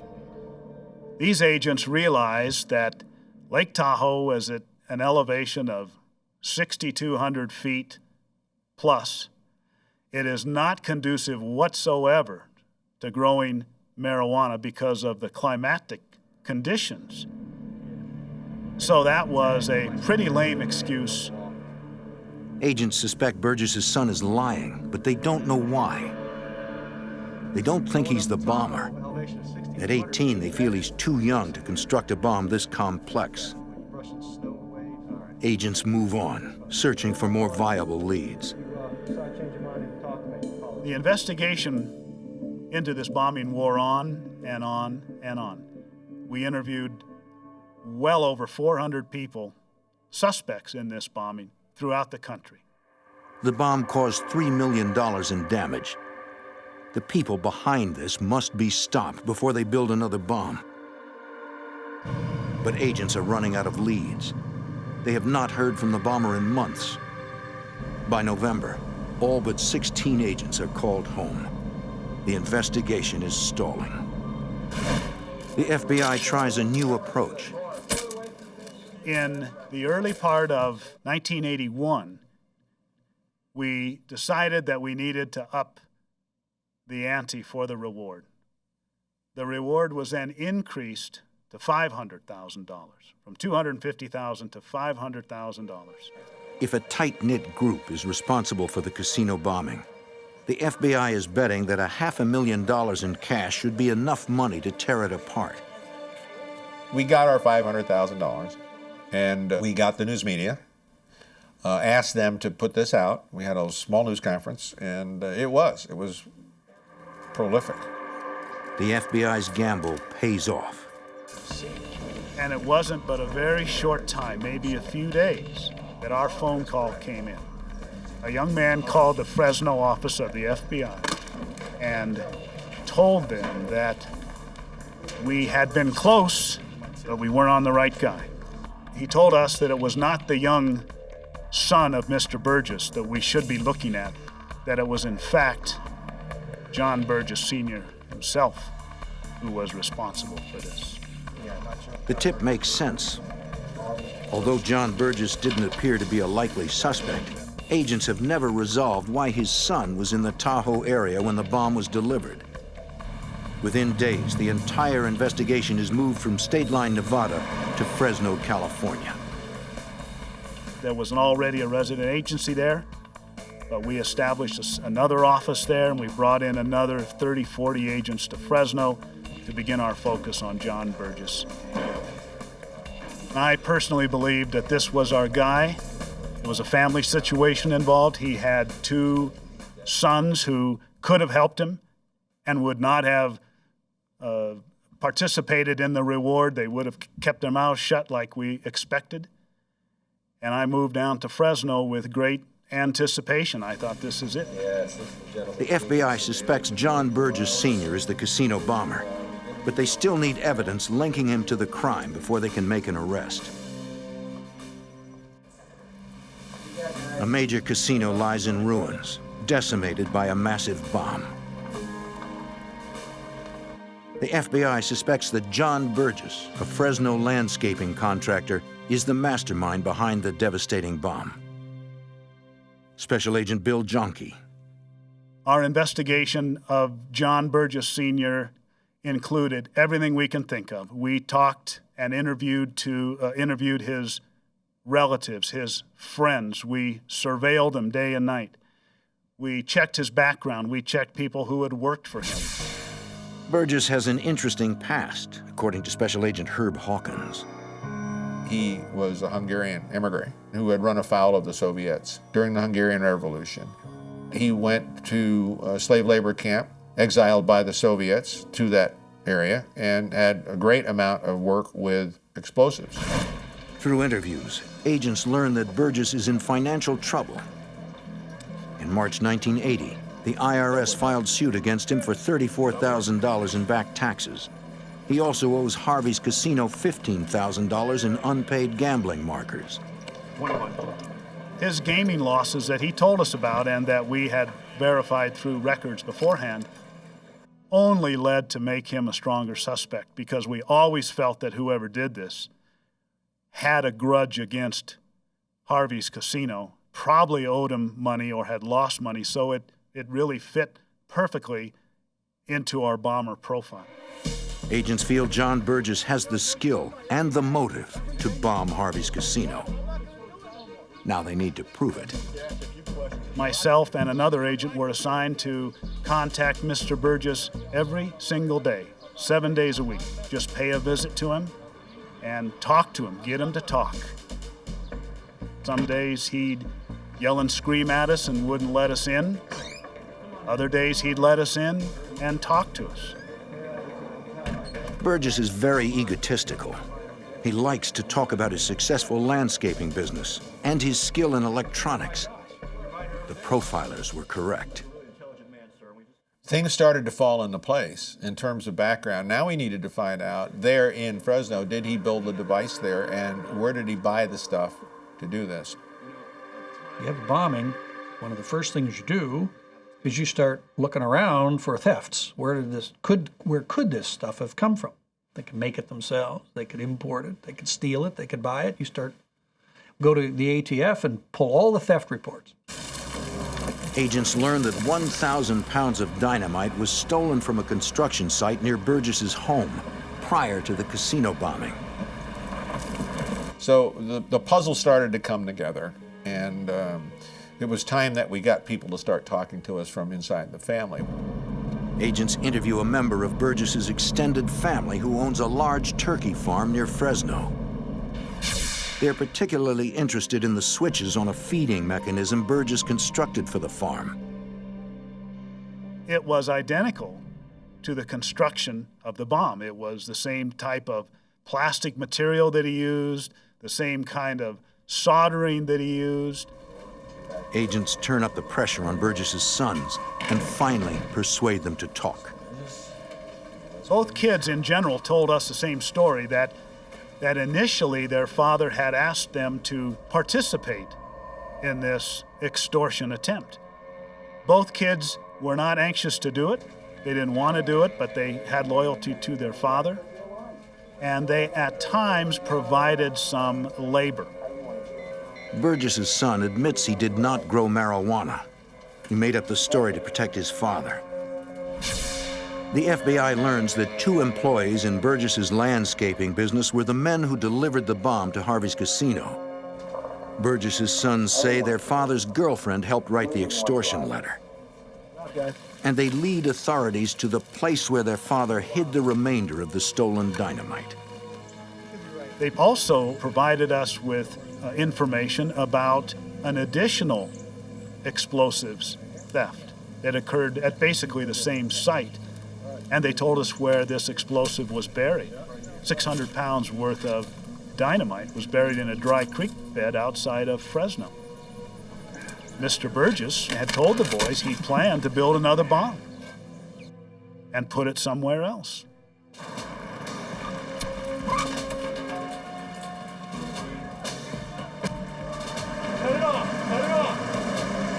On August 16, 1981, John Burgess is arrested as he tries to leave his home.